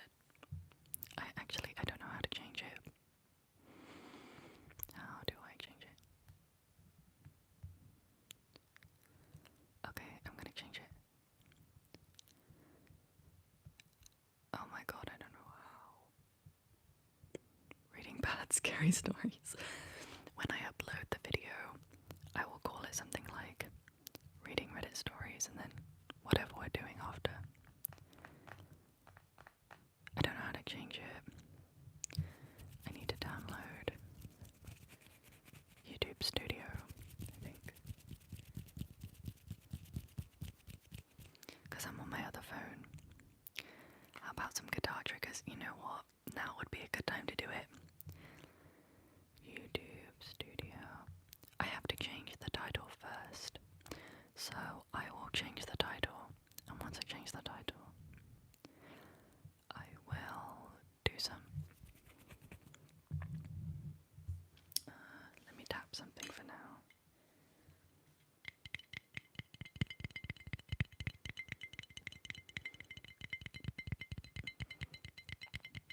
It looks like I'm really addicted to my phone because I'm just sat here like play Wonderwall. I'm not gonna. Maybe I'll play the first chord of Wonderwall. I'm just going onto YouTube Studio now. So, oh god, how do I do this? Oops, sorry, that was very loud.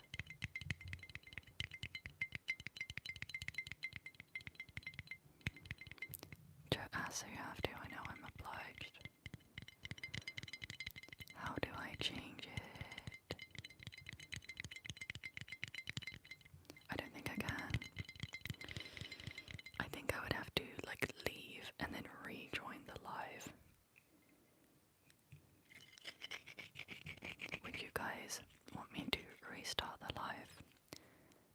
Or would you prefer me to just keep going?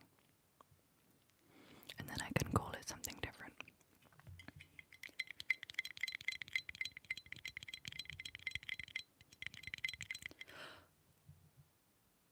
I can't edit it. I don't know how. Just okay. I'll keep going. I'll just change the title later. I feel bad for anybody who joins. I'm pretty sure I can't change it. Maybe I can on here. Hold on. Hold up. Let me check. No, oops, I accidentally just put a filter on my face. I don't know how to do this.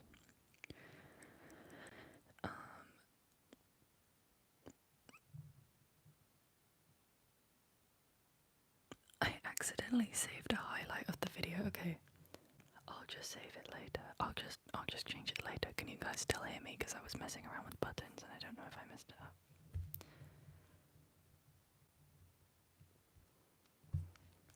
Did I mess it up, guys? No.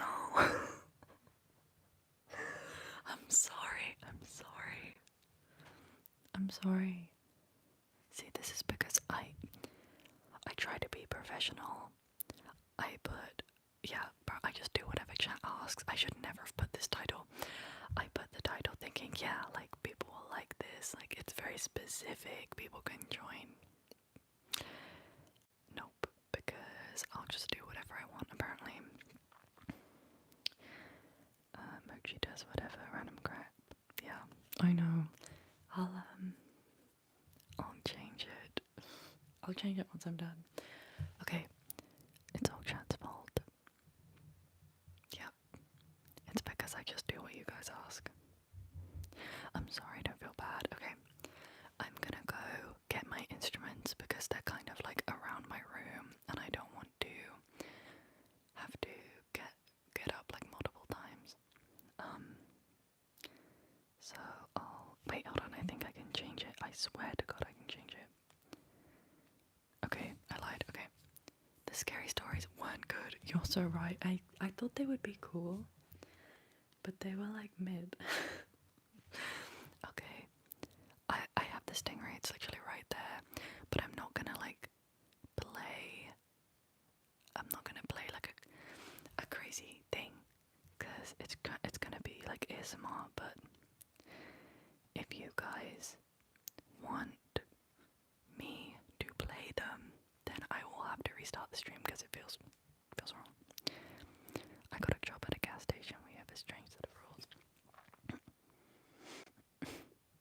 Yeah, I know. Thank goodness I didn't claim scary stories.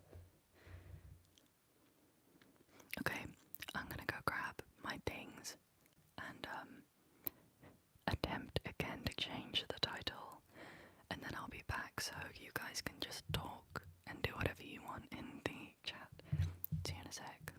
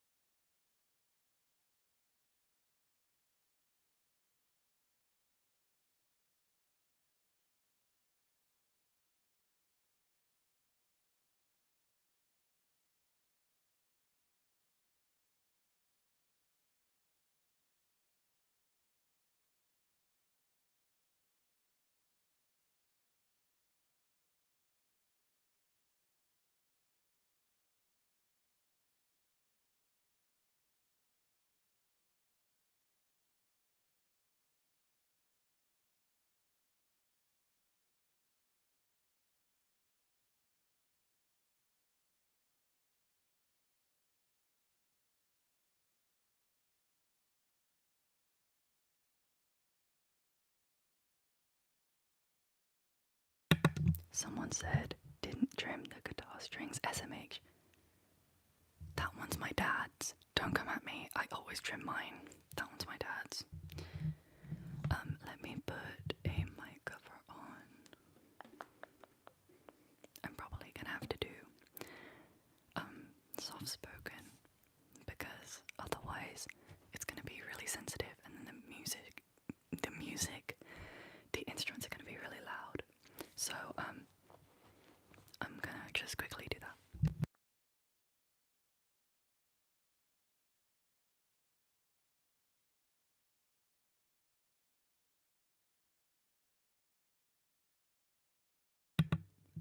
I can't find my mic cover.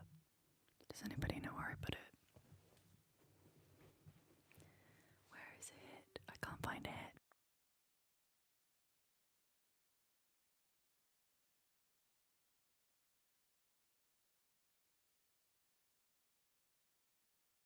Okay, I'm just gonna have to be very gentle. It's under the pillow. Is it actually? I've got so many pillows on my bed that it's not even funny. Yeah, I don't know. It's gone for now. So I'll just have to be kind of gentle, I guess. Okay, we're gonna start. Should I start, or do you guys really want me to find my mic cover? Beep-a-doobie, I know. I was video calling my mum, and she saw the face very briefly, and because it's like she's got a frame, my mum was like, "Why do you have a picture of yourself on your wall?" And I was like, "That is not me." I threw it to the right of stream. Oh my god.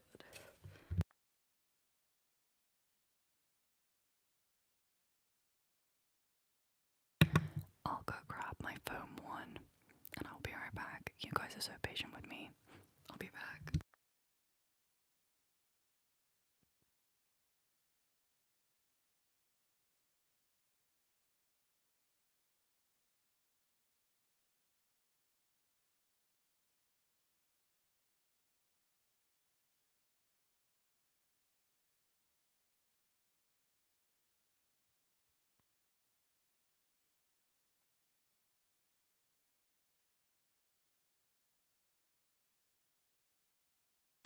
It was on the floor. Yeah, I realize it's backwards, but it was on the floor. Of course. Okay, I have to like set this up a little bit, so if anybody joins, then I have to explain that I'm not reading.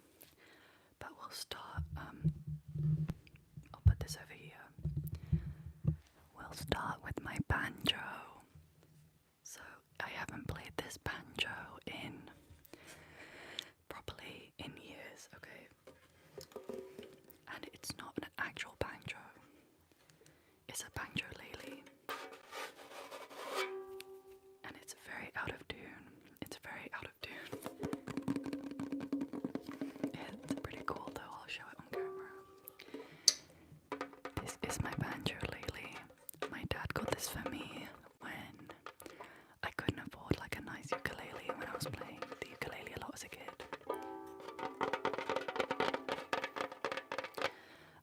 And the make. This is the make. It's Kamise, K-M-I-S-E. I'm not sure what that is. I've never seen this make before, but this is my only banjo-lele that I have. So yeah, I can play it if you want, but it's out of tune.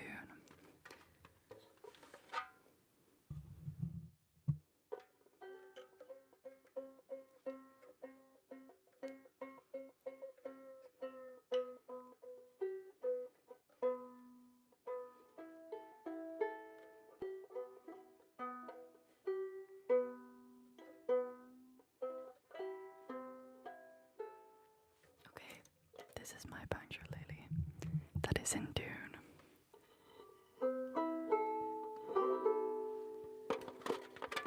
It doesn't sound any different to a normal uke other than the tone. So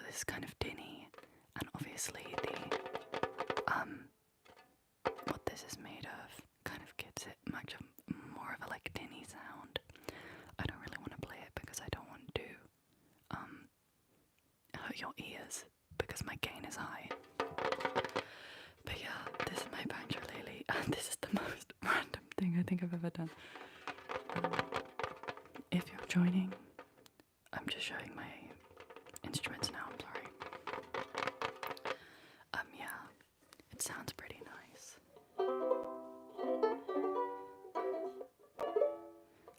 But I'm not gonna play it because it will hurt your ears and it's already quite tinny.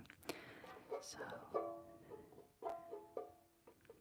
yeah, I can do a music stream. Which is why I was kind of considering not doing this because it's so random. But I can just show them. I won't play them, I'll just show them. And then I have my actual like first proper ukulele that I ever had. This is my ukulele.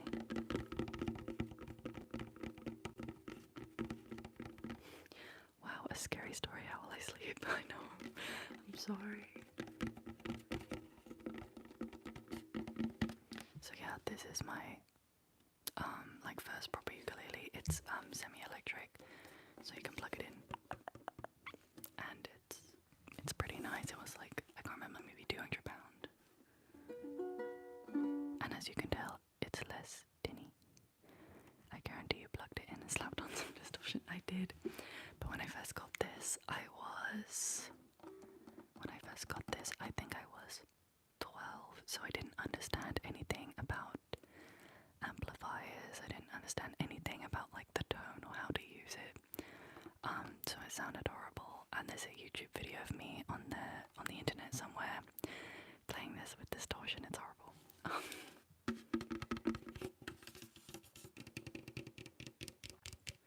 Anyway, that's this one.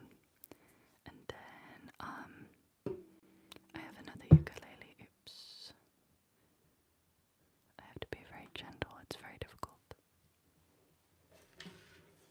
And then this is my dad's. It's a baritone, so it's actually the last 4 strings of a guitar, so it's D, G, B, E.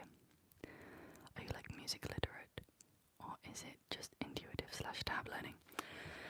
I am not music literate, so I can't read music. I only learn through tabs or by ear. I've never had a lesson, unfortunately. I wish, but no, I was self-taught and I never taught myself how to read music. And I can't be bothered to now. So, yeah, this is my dad's baritone. I don't know if it's in tune. So, yeah, it's slightly out, but my dad got this and he never played it, so he just kind of gave it to me. And I haven't trimmed the strings since, so don't judge. Again, if you're joining, I'm sorry, I'm just playing my instruments. Well, not playing, just talking about them. I know, I'm sorry. But it's nice. Again, there's videos of me on the internet somewhere playing this thing. It's pretty. I won't play it because this is not the vibe. I will show you my bass now.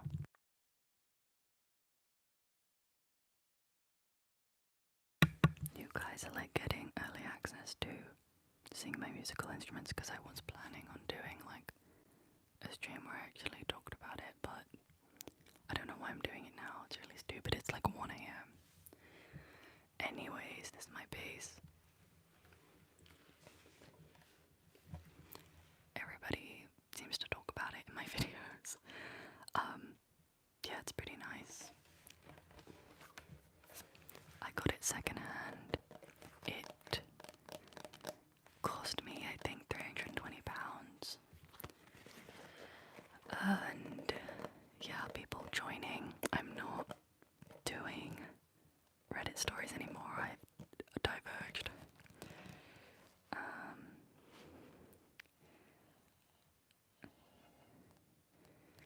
She Plays Bass was the first song I learned on the bass. But yeah, this is my bass. It's my beloved. It's the second most recent instrument I bought. I got it for £300. I can't remember. But I didn't get it brand new, so I can't remember. I think it's in like drop. I think it's half a step down right now.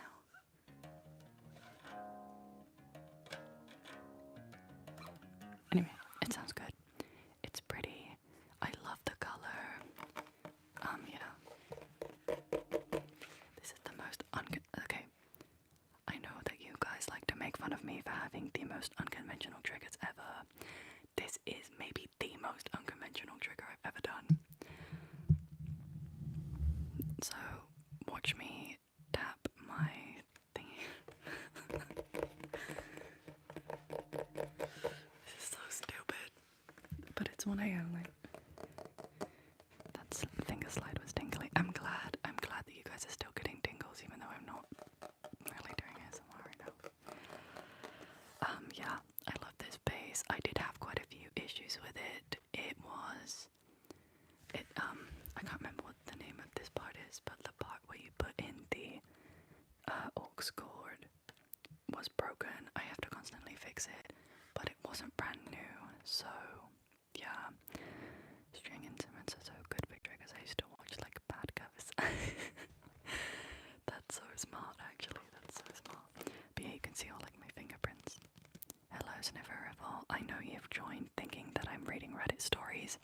I was for like an hour and a half maybe, but we got distracted and people asked, so now I'm showing off my instruments. But yeah, a lot of people like to talk about this bass because it used to be in my old setup. And yeah, so this is the bass. This is the bass. I will do an actual video on my instruments because people keep asking. And I have 2 more instruments to show you, but I couldn't fit them all on my bed, so I'm gonna have to get up and move again. And all I can say is, I'm sorry, are they all string? Yeah, I only really play string instruments. I tried to play piano, which I guess is still a string instrument, but I was bad at it. I learned the trombone and the cornet when I was younger. Wasn't my thing. I just seem to enjoy string instruments, and also since I started on a string instrument, it was easier. I'll be back again. Sorry.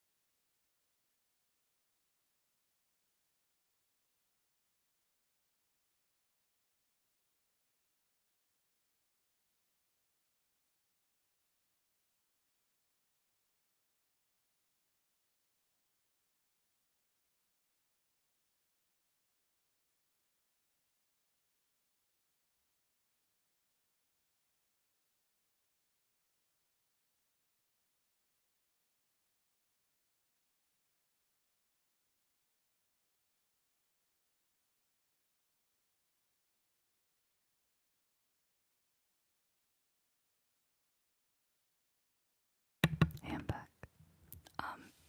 Yeah, and I don't know how many times I have to say this, but I'm sorry again for the title. I thought it would be a good idea. How often do I play? Once every 3 days. When I first started, I was playing every day for like hours and hours and hours.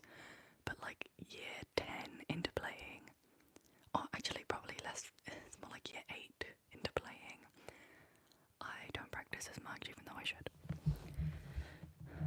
She enjoyed it, but she doesn't want to play. Yeah. Damn good ASMR. I'm glad you're enjoying still. And I think my thing is falling. Please don't fall. Okay. This is my most recent purchase. This is still a year ago though. I haven't bought any instruments for a while. But this is a Columbus Les Paul. Obviously I wanted this, but as a Gibson, I don't have the money for that. But it's still like, to me, it's just as good. Like, I don't really care that much. It's my favorite instrument that I've ever owned. So, and this is so bloody heavy, so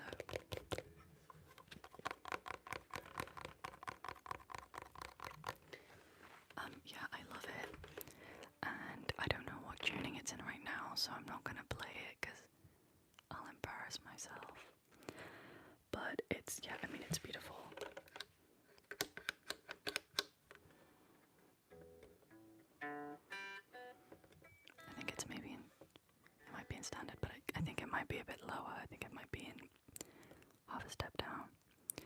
But yeah, this is my most recent guitar. I used to have another guitar. It was a, oh my god, I can't remember. It was a Squire. Some Gibsons have really stupid headstocks. Yeah, I know. It's like this is quite old. I think this is like 40 years old because I got it second hand. This is the headstock. Okay, you can't see it. This is the headstock. The Columbus. It's a Columbus. This is so stupid. But yeah, it's a Columbus and I love it. This is like my favorite purchase I've ever made. Actually, it was a gift, so it wasn't a purchase, but it's my favorite instrument ever. What are your guitar's names? Wolfgang von Frankenstein of the Misfits named him Guitar Annihilator. Yeah, I know. But I don't really have a name for mine. I should probably name mine, but they don't have names. My last guitar was a Squire, and it was bright orange, and it was the first ever electric guitar I had, and it was pretty good, but I mean, I just feel like I outgrew it, and I wanted something that worked better, and also it was giving me electric shocks, so yeah.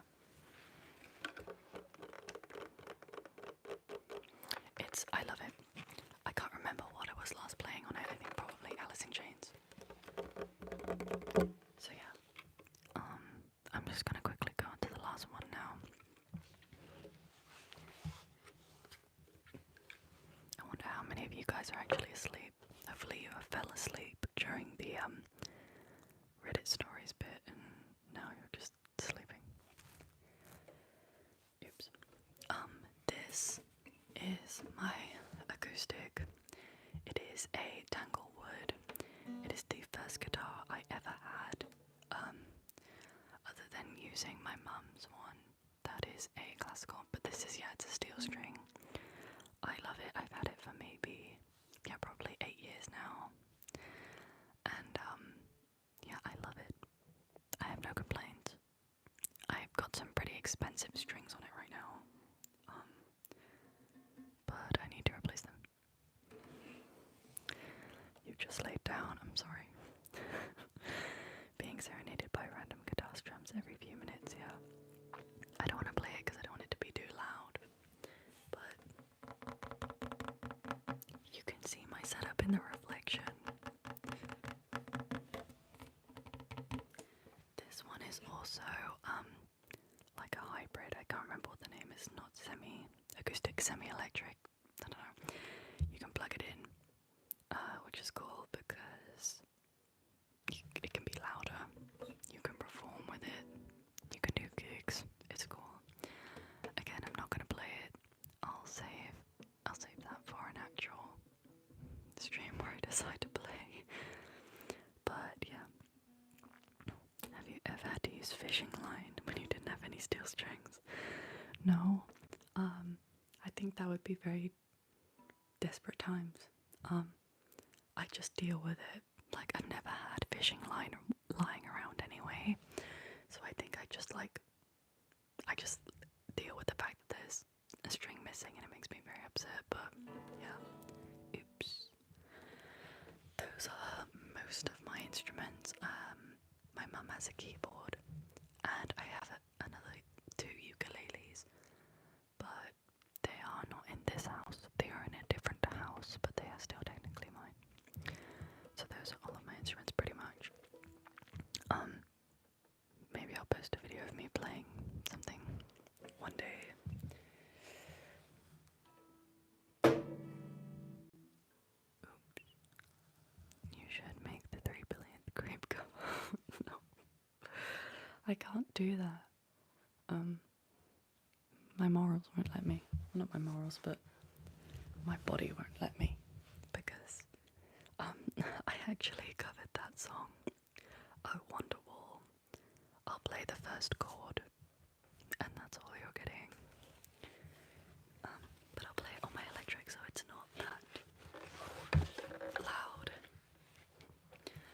this is also half a step down, and I don't have a capo, so it's not gonna sound right. Let me check. That's all you get. That is it. It's out of tune, I'm realizing, but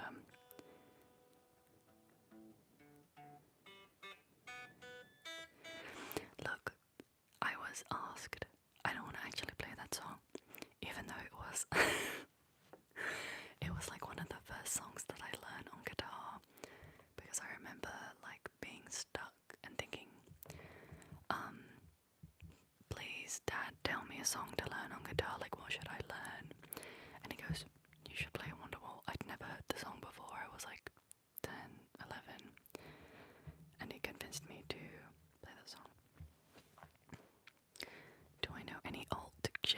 I actually don't know what that is. Alt J.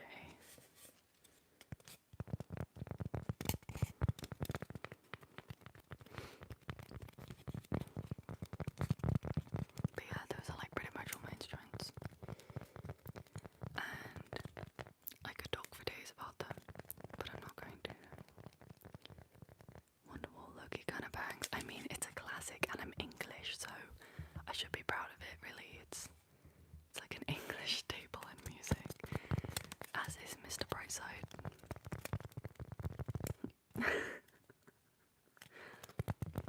People always arguing in my comments.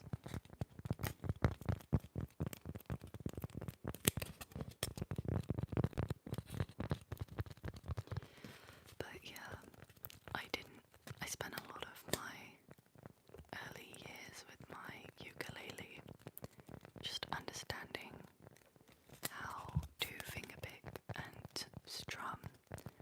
I found that was probably the hardest part. Yeah, you should def do a music stream and play some stuff when it's past midnight. Yeah, maybe I'll tomorrow or something. But the thing I like about streaming is that usually, at this time of night I'm awake anyway. But this time I'm being more productive and I'm like interacting with people.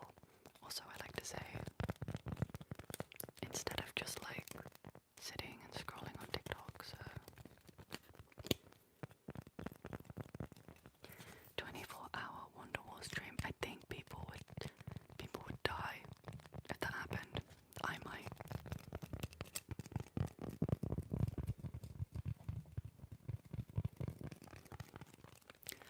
Oh my god, I learned the song. Okay, you know Jake Shikamenbero, I think that's his name. If any of you guys know of him, he's pretty famous, but he did a ukulele cover of While My Guitar Gently Weeps by the Beatles. And oh my god, that song to me as a kid was like one of my most favorite things ever. So when I heard him do that cover, I was like, wow. And then I learned it on the ukulele, but it was a much less polished version.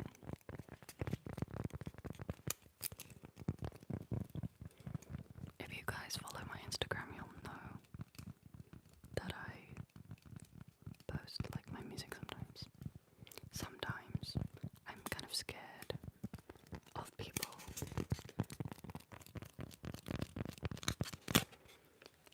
I don't remember how Octopus Garden goes. I was really into the Beatles when I was like 8, and I haven't really given them a huge listen since, so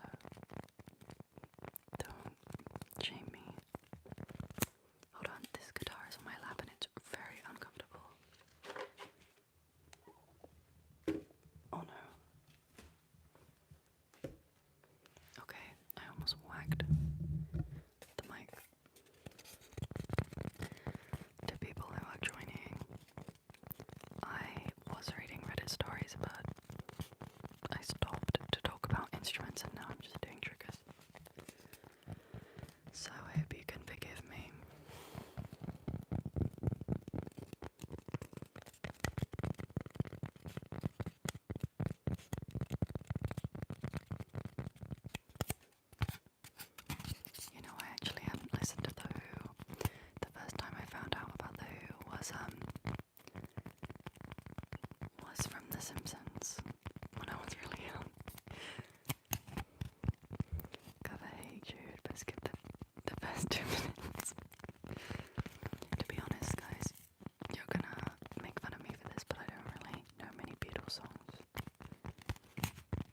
I mean, I know like the main ones, obviously.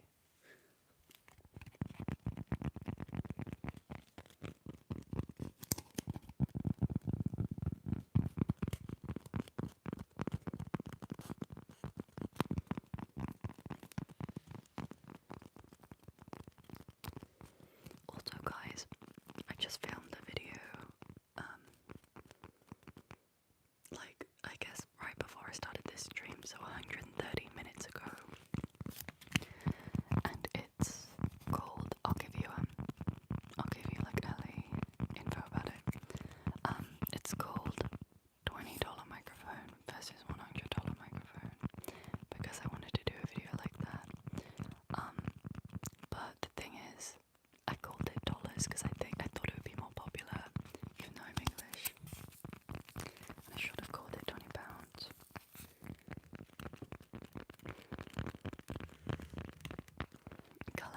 Color yellow submarine. Yeah, maybe. I remember singing that song when I was in primary school. Do I think the Beatles are overrated? No, I don't think so. I think they kind of shaped music. I just don't really listen to them because it's not, to be honest, it's not really my style of music. But I have huge respect for them, and people who listen to them, I think it's very valid to like them. I mean, I love the song While My Guitar Gently Weeps. I love that song. But there's never really been another Beatles song where I felt like that, you know?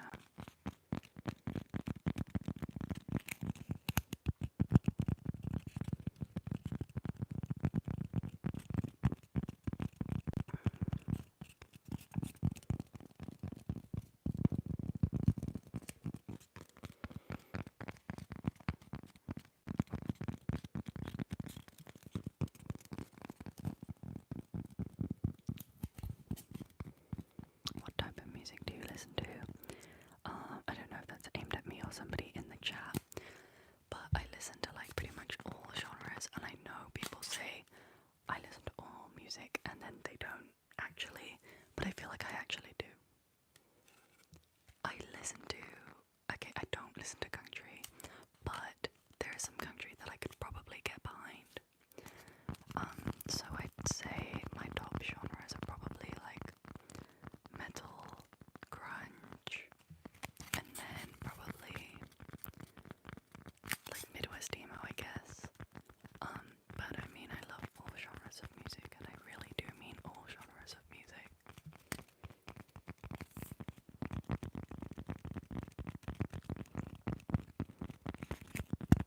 I like folk music too. I like punk music because it reminds me of being a kid, but I don't really listen to it that much. Of course I listen to Deftones. Who doesn't listen to Deftones? But like they got so big on TikTok, and everybody like started listening to them, which is awesome because I think music should be shared. I don't think it should be like, and I hate people who are very elitist about like music and stuff. But I was disappointed because people would like low-key make fun of my music taste, and then people were like, "Oh my god, Deftones are so cool," and I was like, "Are you kidding? You just made fun of me for listening to this."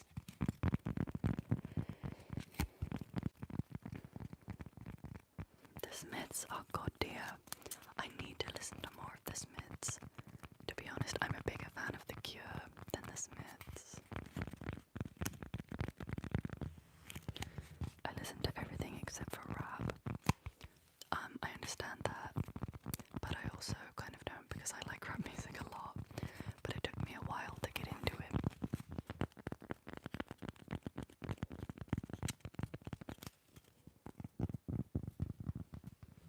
I wish I had another trigger. This is like the only thing I have.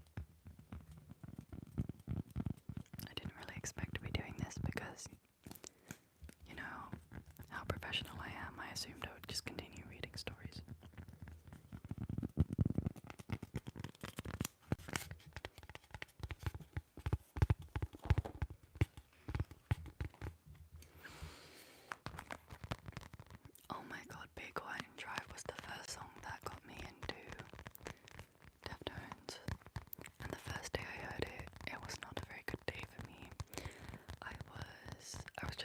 issues with my friends, and I ended up listening to it like 20 times and just walking around where I live and just listening to it was kind of nice, but also it like makes me feel a very certain way, you know.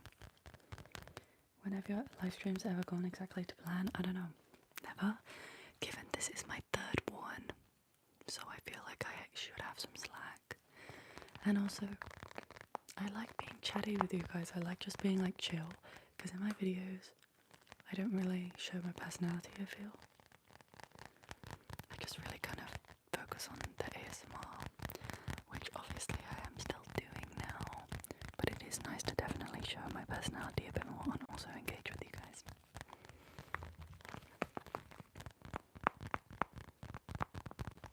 Okay, I'm gonna show off my sticker collection.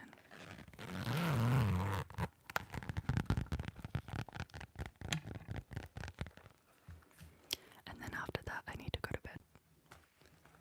And you guys should like be asleep anyway. Do you guys also listen to the same music thousands of times and then get over it? Yeah. Yep, 100%. And then I will come back to it a few years later, not even years, but like a year later or something, and be like, this song is really good.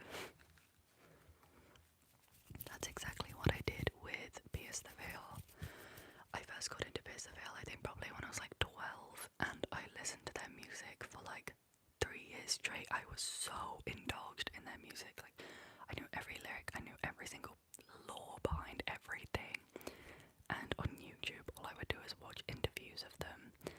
And now I'm like, I still love their music. I still think that they're an amazing band. I think Vic is an amazing writer.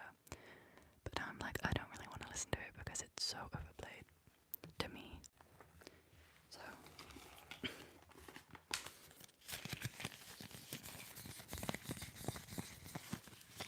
okay guys, if you leave a comment, I'm gonna assign you a sticker, a cat sticker. I hope you guys like cats because I have a lot of them. A lot of stickers of them. Let's see, I have to pick some.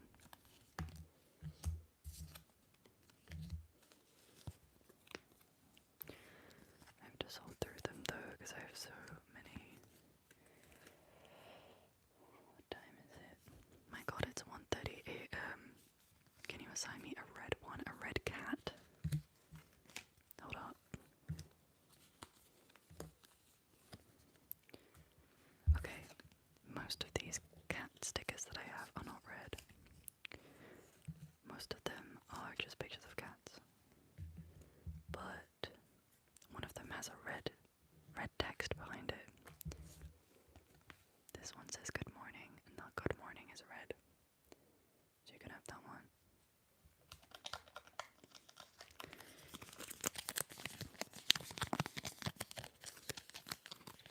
But these, okay, I got these stickers off AliExpress, and they're so cute. I'm the #1 cat fan in chat. I know, I was thinking about you when I thought about this. Your cat is like black and white. Let me see if I can find one. There's a black and white one here. Let me see if I can find some more.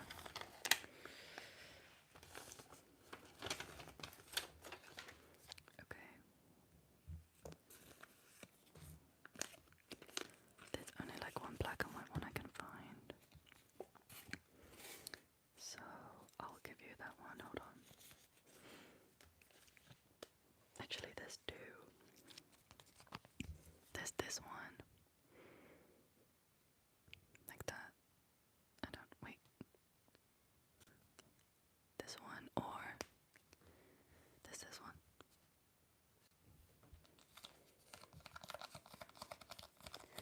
I have a tuxedo cat. His name is Burger, and he's laying next to me purring. Oh. Does he look like this? Does he look like this? Hello, Bat. So, I know it says I was reading Reddit stories. I'm not anymore, but I was. Okay, I'll assign you one. So this is for Sniffer Revel. This is your assigned cat because it hopefully looks similar to your cat, which I assume is your profile picture.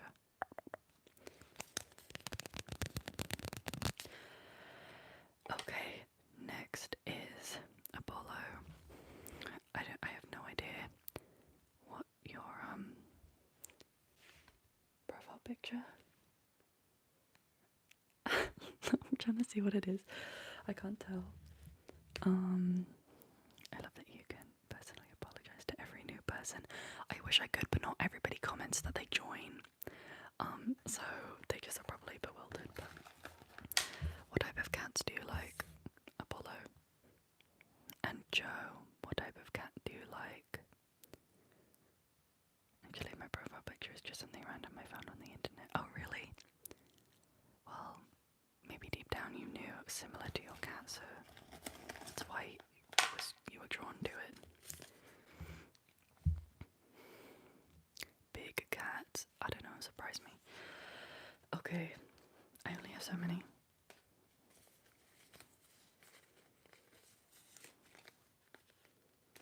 Okay. Alright, I think I have all of my stickers laid out in front of me now. So I can find the right one. So, Apollo said, I don't know, surprise me. I'm gonna give you this one. I don't know if you like sushi or not, Apollo, but you got the sushi cat.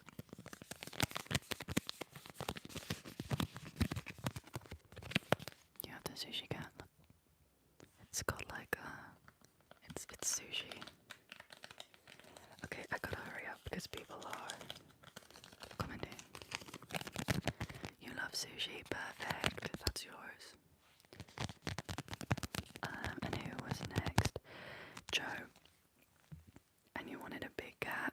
Unfortunately, all my stickers are the exact same size. So, big cat, I don't know. But this guy's kind of chunky. That's kind of a chunky cat, I think. Kind of a chunky cat.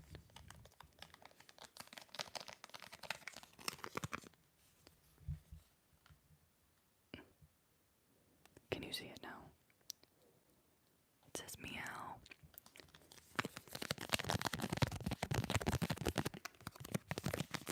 Okay, and the next one was for Pat. Fat orange cat. I don't know if I've got any fat orange cats. I do have an orange one, but it's not fat. This is the orange cat. It doesn't look that orange, but I promise it is.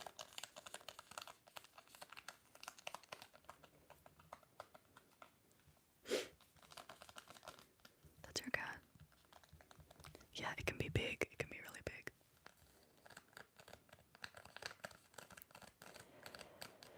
So that one is for Pat.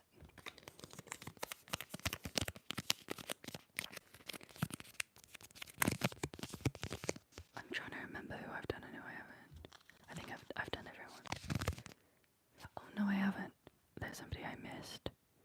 And their name is L. Did I do L or not?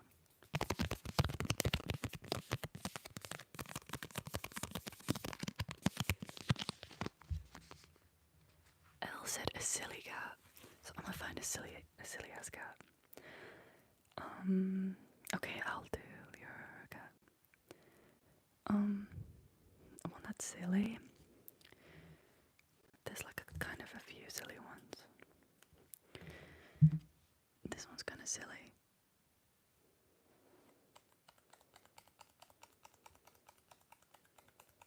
Because it like has a thumb and stuff. Or maybe this one. This one is a cat that I follow online. Its name is Panko. So cute.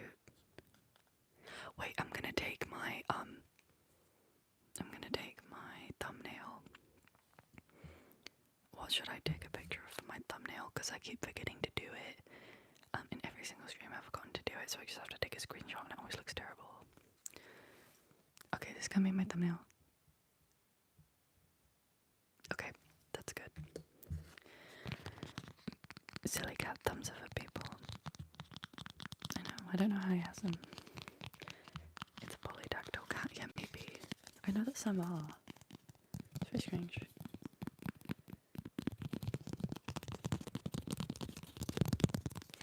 Guys, what should I title this video?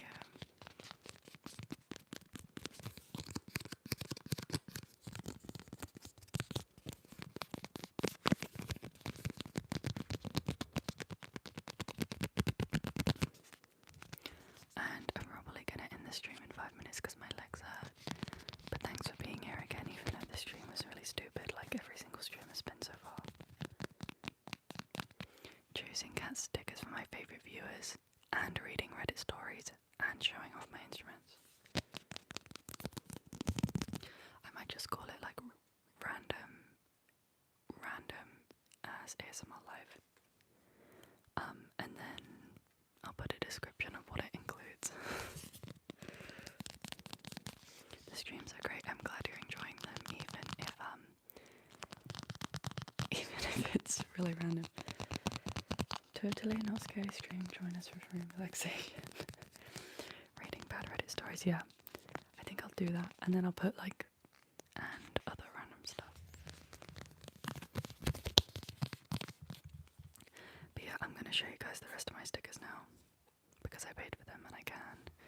This one's like a fairy. By the way, these are all the ones that I haven't used yet, so I guess these are like my least favorite.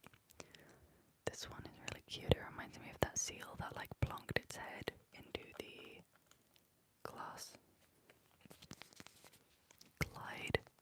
Hello, Clyde. I'm gonna assign you a cat because you've commented. Clyde. I don't think I've talked to you before. Maybe you have commented before. But I get the vibe that you're like cool and stuff. So you get this one. You get this one. Because it's like cool and chilling. Dear Clyde, I'm very sorry about the title. And I do mean that. Because I really just thought this one time I'll be professional. I'll do something that like actually works. And stick to it. Because I was watching a live stream by ASMR. Oh no, Sonia LC, I think that's how you pronounce her name. And I love her, she's very nice. And she does live streams, and she's what inspired me to do live streams. And I was like, yeah, I'll do something like that, like I'll stay on topic. I can't. I'm too impatient. And it's like fun, like I like to talk. I like people always tell me that I yap too much. It's just the perfect place. It's the perfect place to yap because people actually listen. Thanks, Clyde. Chaos is the topic. It always is. I'm just gonna call like it chaotic reading Reddit stories live. I don't know. Okay, I still have a couple more. Actually, I have quite a few more. This one's pretty cute. This one is like, I like his teeth. Do you see its teeth? You like the off-topic ones? Okay, good, because it's so much easier. Like when I titled it ASMR Reading Reddit Stories and I sat down, I was like, oh my god, I have to actually do this now for 3 hours, and now I don't. I can just do whatever I want. Did I not get you yours? I'm so sorry. I got sidetracked. I'm really sorry. Let me get you yours right now. I'm gonna get you... What type of one? Do you want one that's like cute? Do you want one that's chill? Or do you want one that's like not chill?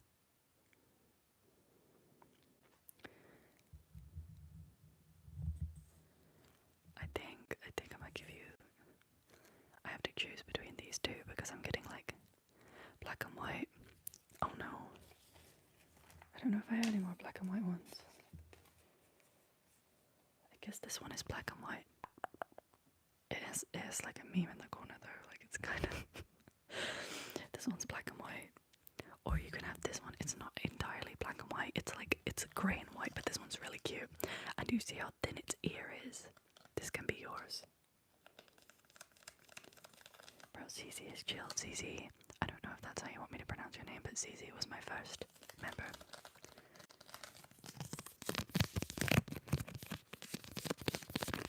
So yeah, you can have this one or or this one. You get two because I accidentally forgot about you and I'm really sorry. I'm really sorry. Yeah, these two.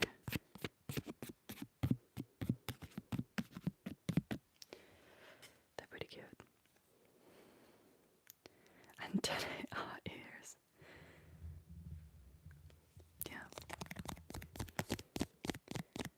You can call me Alex or Zizi or whatever. Okay, cool. I have a few more, so I hope I didn't forget anybody else because otherwise I'm gonna run out. Okay, this one is a nurse. It's a nurse cat. So, yeah. Or a doctor. It could be a nurse or a doctor. And then this one. Like, this one's just saying, oh my god. Put one of the stickers on your cheek. Okay, cool. What one? What one? Okay, I'll put this one on my cheek. This one is so cute. It's so cute. I was watching a video by ASMR Patrick, or Patrick's ASMR. He's my favourite ASMR artist. He's currently on a break right now. So I'm kind of sad because I like him. And his live streams are always like really silly and chaotic. His videos always are. So it makes me feel a bit better about myself because I can't just like be normal apparently. Let me put this one on my cheek and then we'll make a story. Okay. What cheek?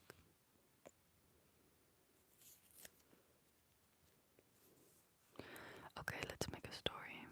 So I'm gonna include not too many because otherwise I'll get confused. Once upon a time, there was a kitty, and he was very rich and he was very wealthy. He flaunted his wealth and he flaunted all of his expensive items, like his sunglasses and his gold chain. And many kitties looked up to him. Many kitties thought, wow, he's so rich and I want to be rich just like him. And he was so nonchalant. Not the 8-bit glasses, I know. I'm sorry. Bye, have a good night. I have to take this off my cheek, it's really annoying me.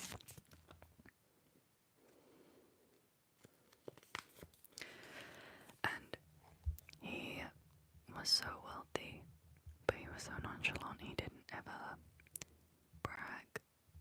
He was just like, well, he flaunted, but he was never like, I'm so rich, you're not, blah blah blah. So yeah, this was the rich kitty, and many kitties looked up to him, just like this guy. He always thought, wow, I want to be just like him, I want to be rich one day.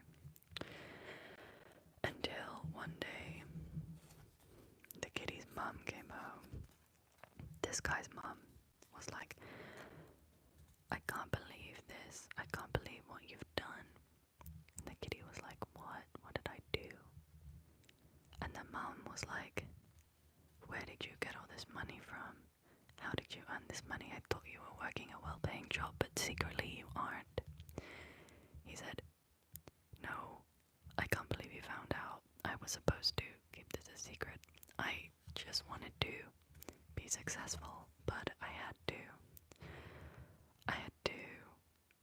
make ends meet and do things that I regret. I thought I raised you to be better than this. I thought I raised you to be a good son.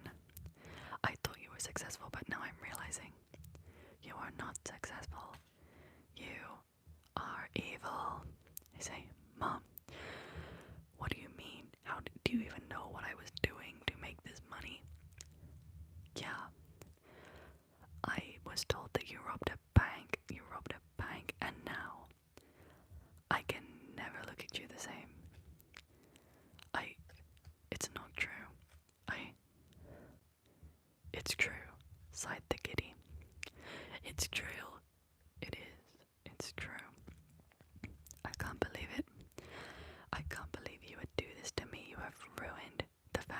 reputation. You have ruined the way I look at you, and I will never look at you as my son ever again. The kitty mum went away. The rich kitty thought about what he did, and he thought, how could I do this? I thought all this wealth would make me happy, and yeah, I like the attention, but am I really, I don't know where I'm going with this. Is this really what I've become? Sister, brother, did you find out what I did? Yes, I found out. And I've been working 12-hour shifts 5 days a week, and I've been giving you half of my paycheck. Before you were this evil robber, I was helping you, and I thought that maybe with your newfound wealth and fame you would help me, but now I know what you really are. I know what you've become. I can't believe this.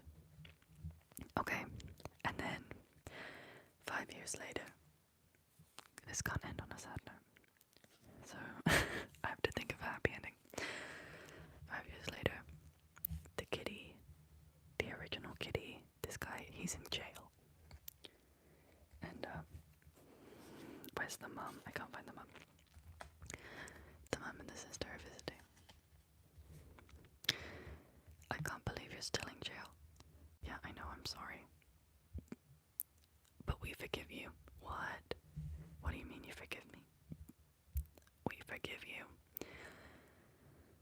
We have had a long time to reflect, and we want you back in our lives, so we're gonna bail you out. How are you gonna bail me out? It's been 5 years. I don't know, but I'm gonna do it somehow. So another year passes and these two are saving up loads of money, and then they take him home. Yay, yay, yay, happy family.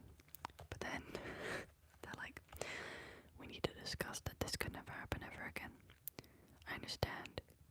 And what are you gonna do with your money? I'm gonna donate it to homeless people.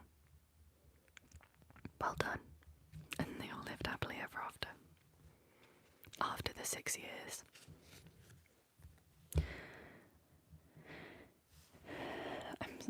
That was kind of a sad story. Wait, how did he get caught? The mum found out because obviously, like, she knew because she's a mum, so she has like a third eye, like she has a sense.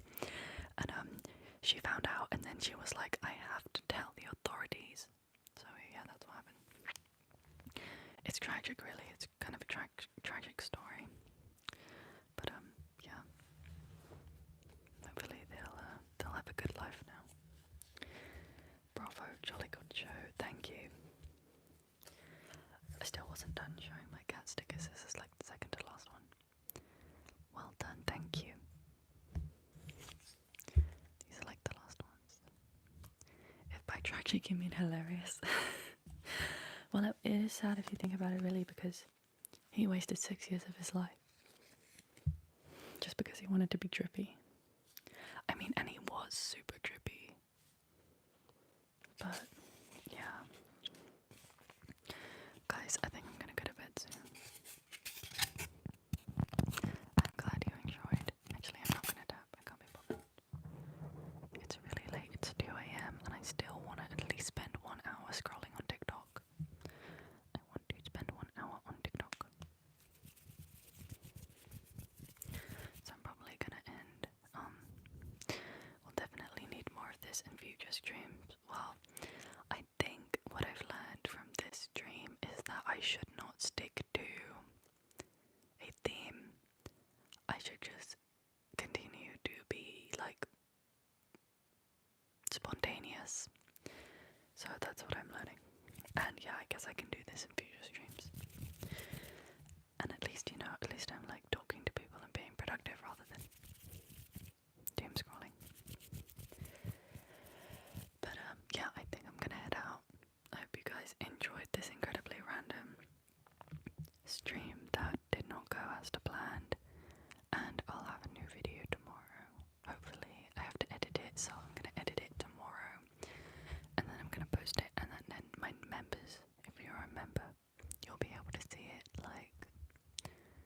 I don't know, hopefully like 5 hours early.